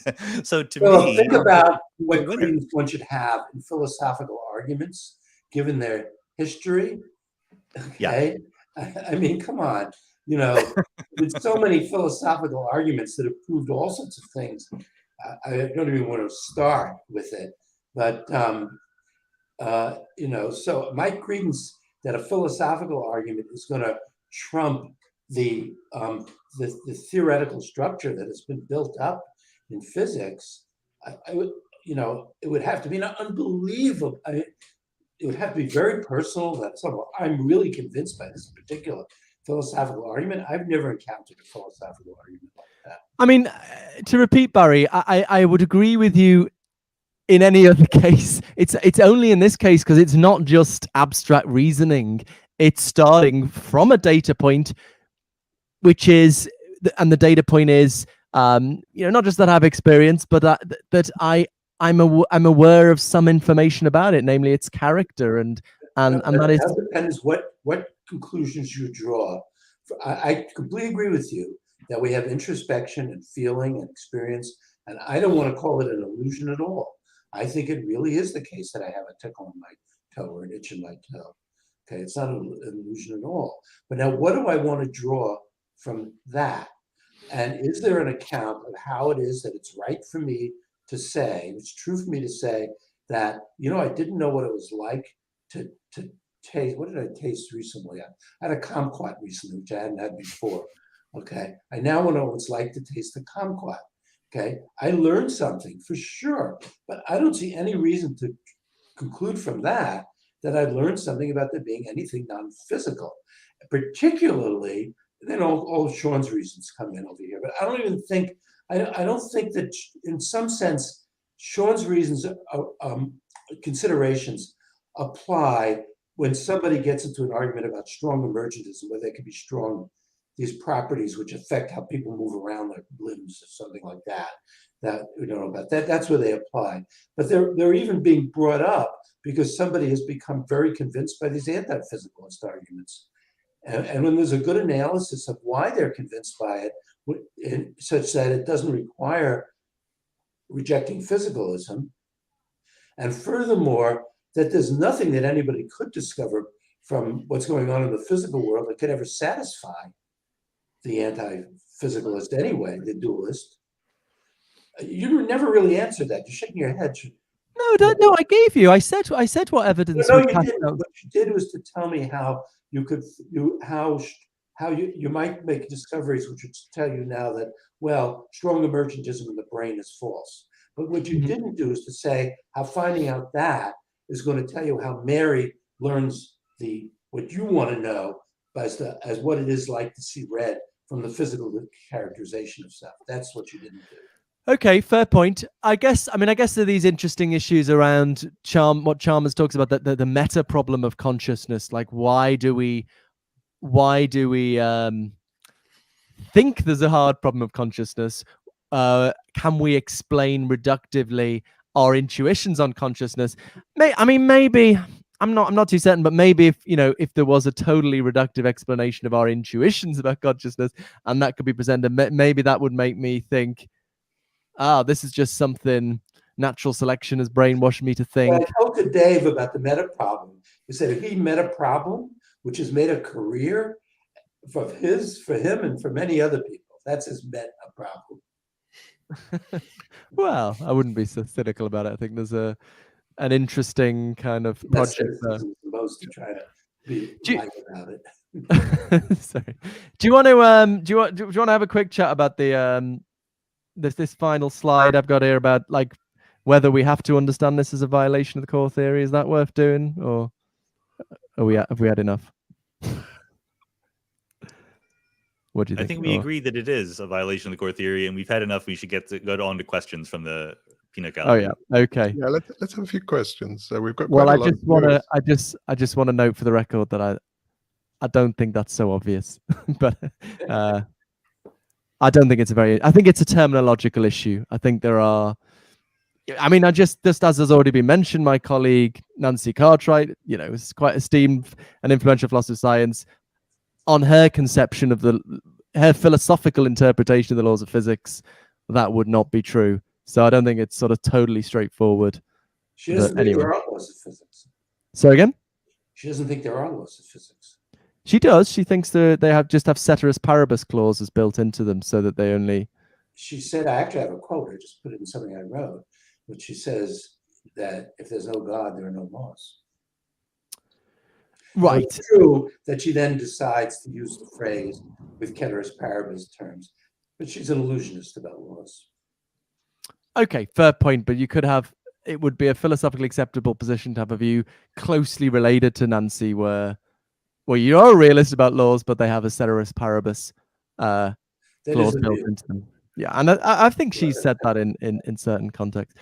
Okay. Just one thing, Philip. Sometimes we've been talking a lot about what Mary learns and the curiosity being satisfied. So maybe just drop me an email sometime and tell me that what she learns about what it's like to see red, that doesn't use any relational terms or any demonstrative terms or any indexical terms or anything like that.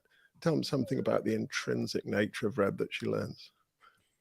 Yeah. Well, obviously, it's a commitment of my view that's not possible, and I could defend why that's not a negative feature of the view if you like, but do you want me to do that? Do you want me to do that, or should we get on to questions? Well, I'm only winding up, but it's just difficult to then take that as a basis, the datum is a pretty slippery one.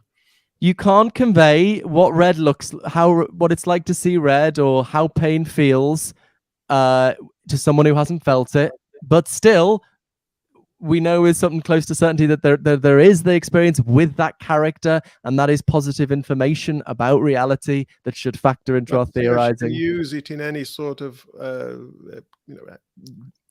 constructive way, how she can incorporate it with other bits of knowledge and use it and theorize on the basis of it. But anyway, I was only winding up. Okay, well, it's the argument we have a million times over. Okay, should we get a few? I forgot about questions, actually. Does anyone? Oh, Have I made the comments disappear? Oh, they're back again. Okay, who wants to ask a question? Do you want to a question? Mark. Oh, right, my friend Mark. This is my friend Mark, disagreeable me, who we argued for 2 years when he was living in New Zealand, argued on Twitter, and then he's moved to Durham, so we hang out a bit now. Okay. Is it strong emergence if there's a psycho? I could put it on the screen, can't I? Is it strong emergence if there's a psychophysical law which states that and how we have phenomenological consciousness without any downward causation on particles? Discuss. Who wants to take that? Anyone want to take that? I mean, if I understand the words correctly, without any downward causation on particles, then it is not strong emergence because the behavior of the physical system is the same. I think strong emergence really is not just about extra stuff going along with it, but a true dynamical difference, in my understanding. Be epiphenomenal, I guess, wouldn't it? If there wasn't any. And I'd add that there are no laws like that are in any sciences, really. Yeah, so there is. I mean, it's a good point to raise that there is the epiphenomenalist position that consciousness is radically new, but it doesn't do anything, and so. Is that strong emergence? I guess it's just a terminological issue there. I suppose today we've been talking about strong emergence as something that would make a causal difference. But there's also a clear sense in which the epiphenomenalist position is strong emergence because consciousness is sort of radically new. Chalmers' view, I think, or something like that. It used to be Chalmers' view. I don't think he's so sympathetic to epiphenomenalism these days. But Paul Marco, question for Goff. Do human cells in the brain perform their cellular chemistry according to the laws of physics?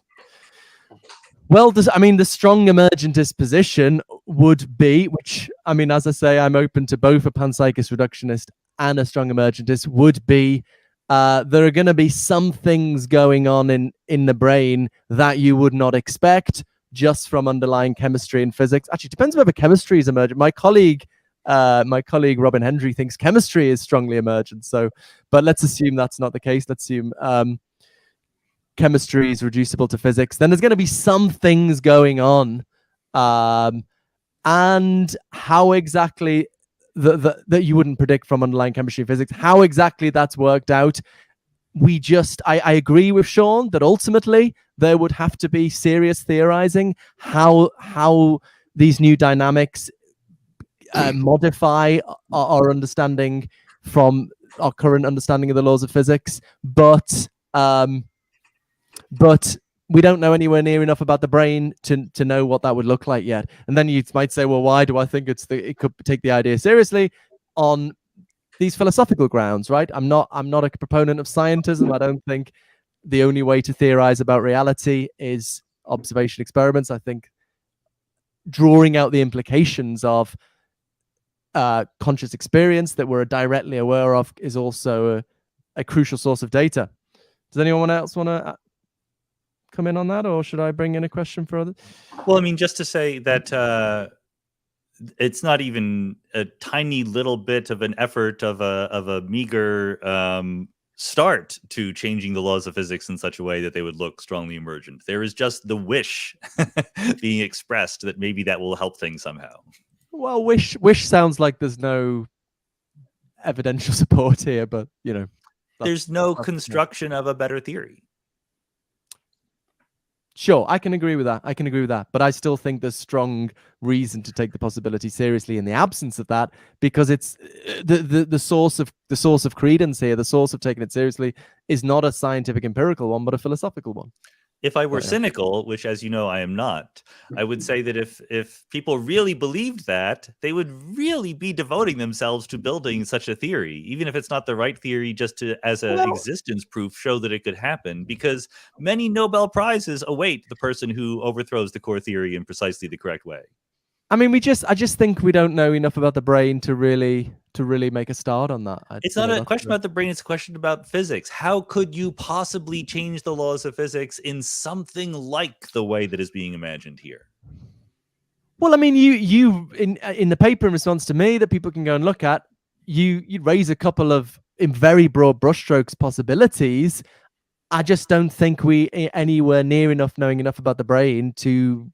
But there's certain things you'd have to do regardless of what you know about things like locality. You'd have to be building theories alternative theories that drop that. Now, I'm not sure you need. It's not totally transparent to me why you need to drop locality. Because you keep saying in the brain. Okay. Yeah, And there so, you go. you can't say in the brain and then. Yeah, but it could be, for example, it could be that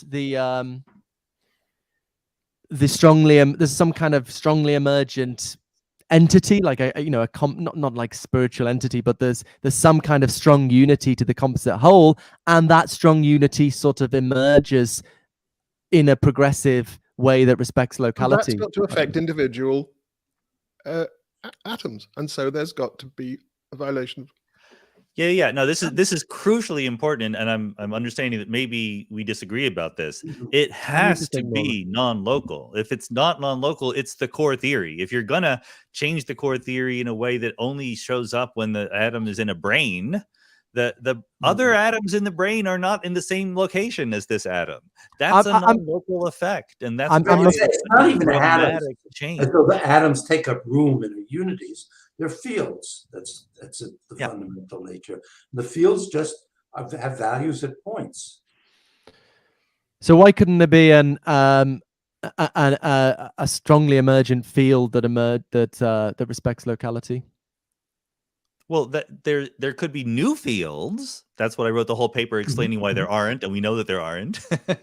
But if the new field knows the difference between being in a rock and being in a brain, it has to have non-local impacts, non-local influences. I need to think more about this. I won't carry. It is something I should have thought more about, really. Okay, question. Barry seems to be a qualia realist. How about Sean? I'm a qualia realist in exactly the same way I am a temperature realist or a table and chair realist. These are real categories that exist in a higher level theory and have no fundamental existence. Do you think they're just the talk of consciousness is just a way of talking about complex behavior? Yeah, I want to make that clear because I think that really, I think a lot of people, if you sort of say, oh, we'll one day explain consciousness in terms of the brain, people think, oh yeah, that might be. But if you say talk of consciousness is just a complicated way of talking about behavior. That's what I'm getting at. That was a different sentence you just said. Sorry? You changed the sentence that I'm purportedly agreeing with. Oh, sorry. Did I mischaracterize you in that sense? This is a part of a higher level theory, and it plays an explanatory role in accounting for behavior. It is nothing. I don't like to use words like just or merely or whatever, but it is a way of drawing together, like any higher level emergent phenomenon, a summary of many, many possible things that could be going on at lower levels. It's not an intrinsically new thing, just like temperature is not. But I think most people think, who take the hard problem seriously, not necessarily opponents of physicalism or materialism, think we're not trying to explain behavior. We're trying to explain subjective experience that we're immediately aware of. So my point again and again is that the idea of subjective experience is a concept within an explanatory higher level framework that also includes behavior.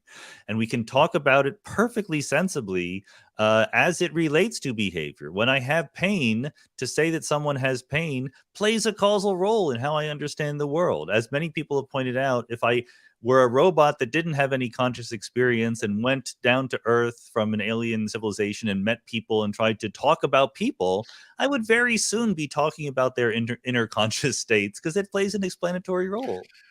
But Sean, could I just say something here? No. Go on. I just want to say that I totally agree with what Sean wants to say about consciousness. I would just ditch the word qualia because it comes with so much philosophical baggage, and if you use it, people will immediately start saying, but then you need to explain the intrinsic feel of the thing that's immediately, and you're just dodging the issue, and you're explaining consciousness away, and yada yada yada.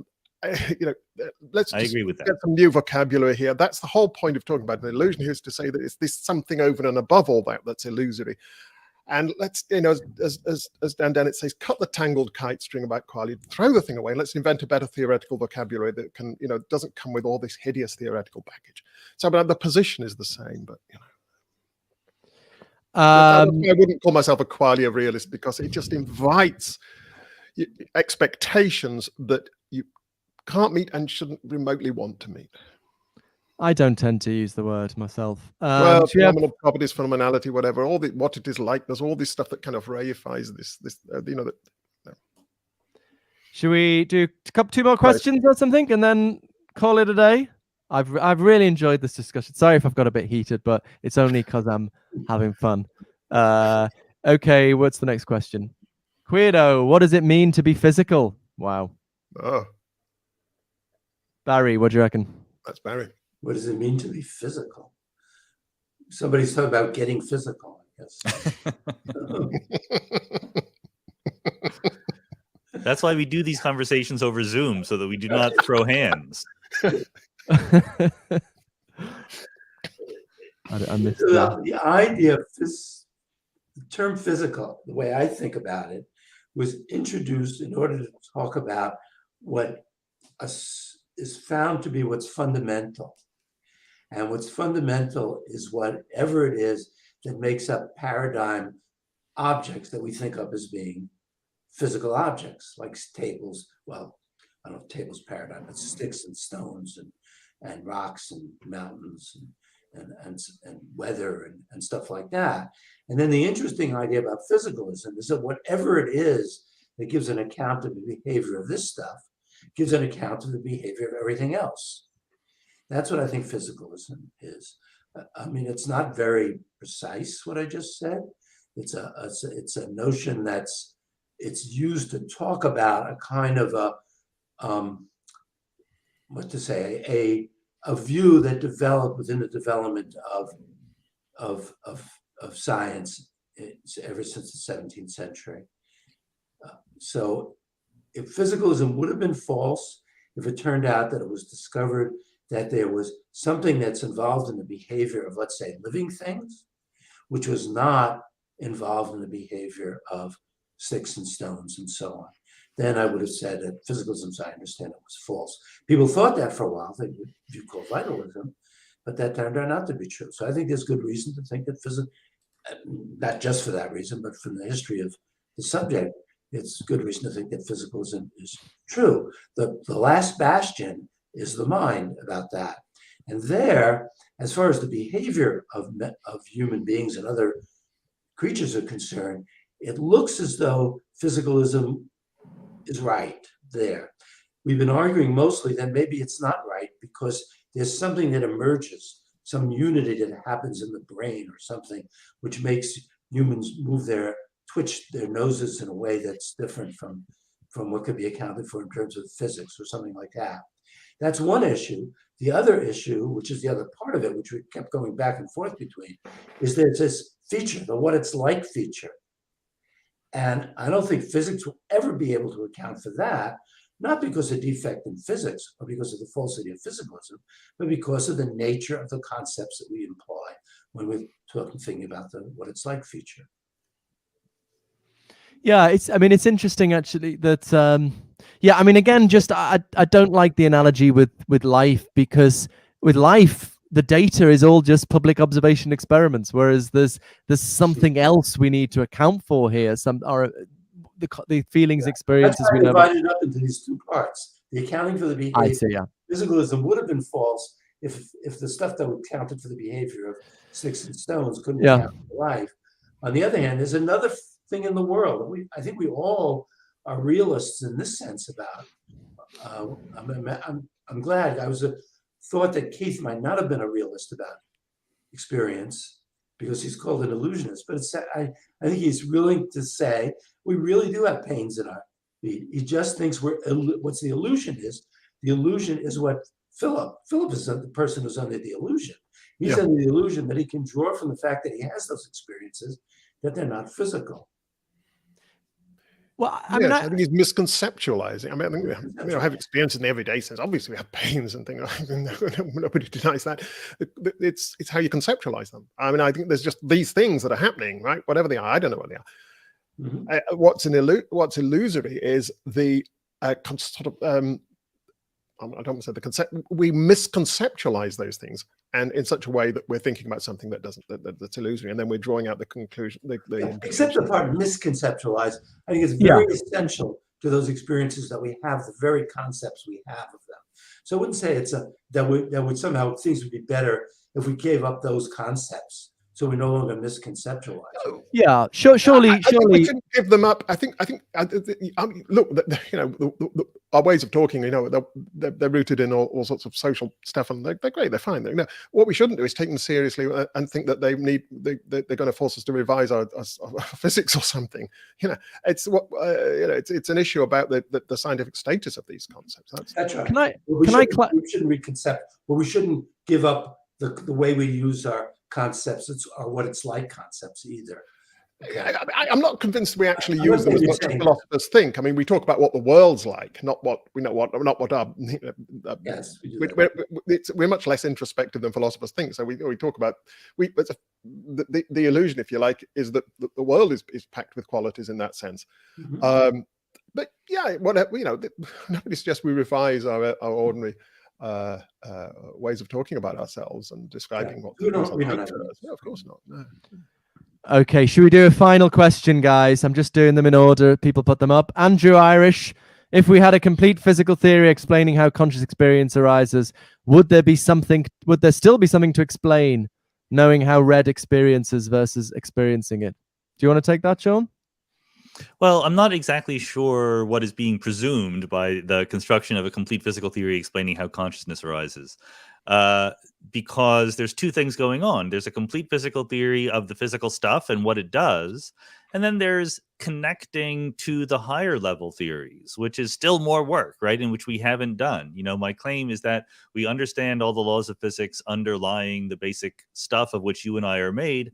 That doesn't mean we can derive you and I from the basic laws of physics. Maybe we could someday. That kind of derivation aspect, I think, is a little bit of a fake. Like that's a criterion that people invoke, but it never really happens. We can't derive tables and chairs from the standard model of particle physics, but we're pretty sure that they're completely compatible with the standard model. So I think that there's just knowing the underlying laws of physics leaves plenty to still be explained in understanding the dynamics of the higher levels and how they connect with the lower levels.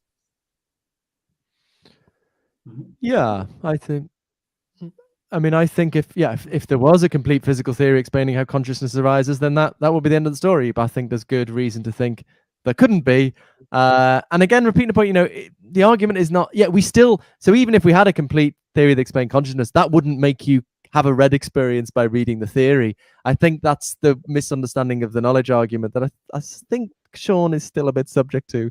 But it's not, the point is not that, you should have, if you're a materialist, you should have a red experience through reading neuroscience. No, nobody thinks that. You've got to have your brain in a certain way. The point is when Mary sees red for the first time, she gains new information about the nature of red experiences that she couldn't get from the neuroscience. The analogy I give in my book is like, we're going on too late. Ask how she could encode that information and how many bits it would take to transmit it. I'm not going to be drawn.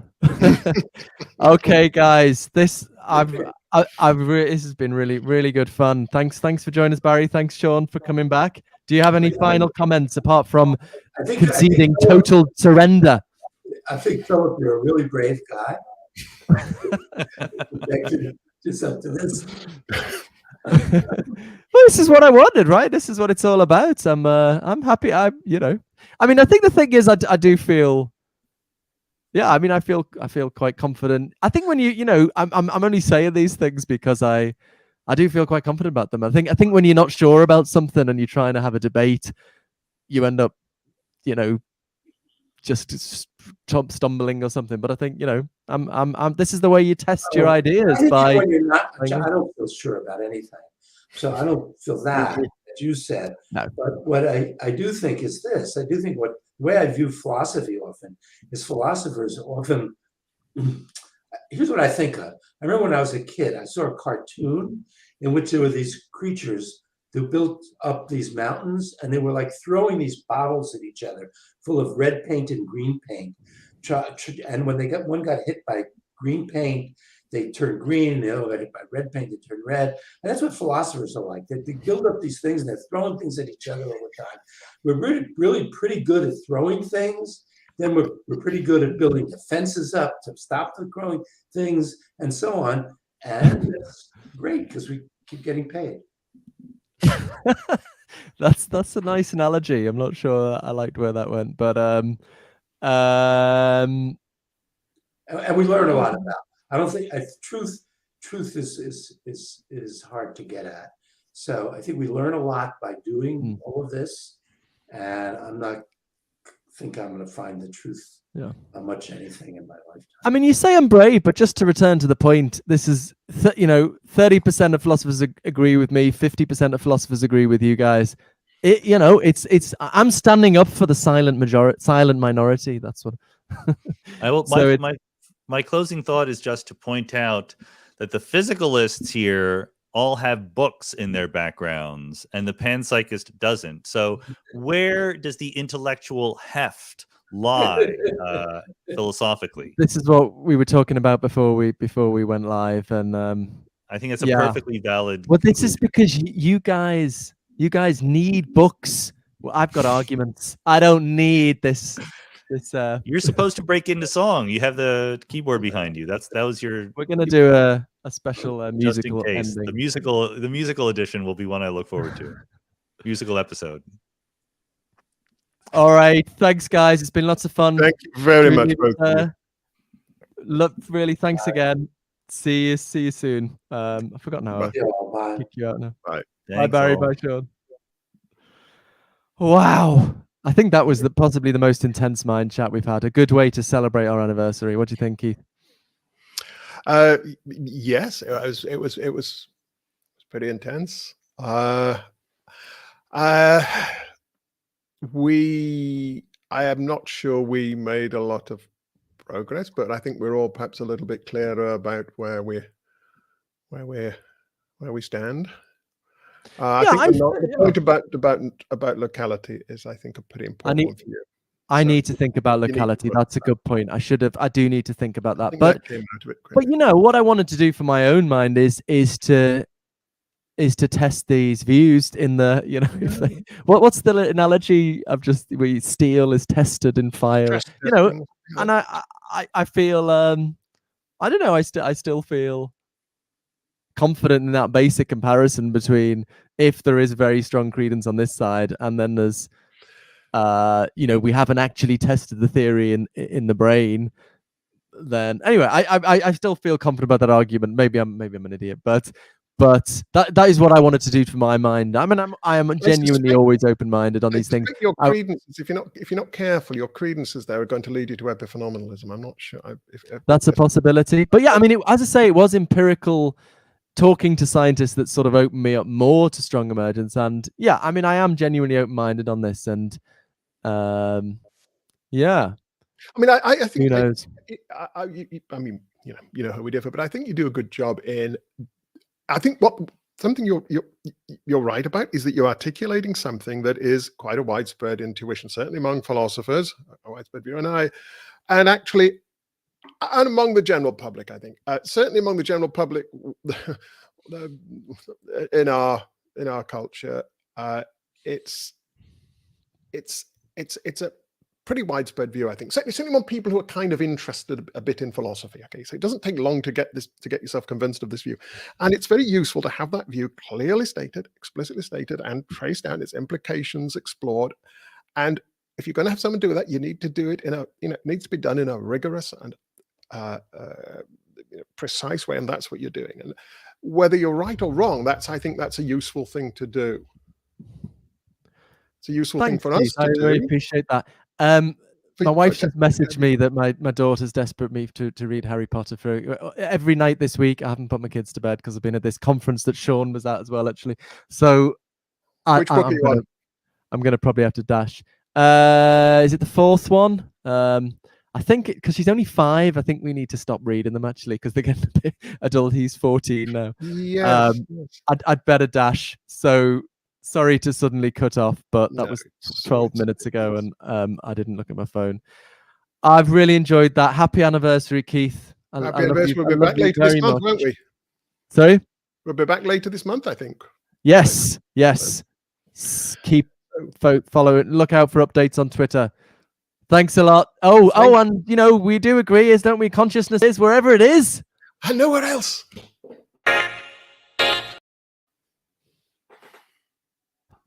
Do it again.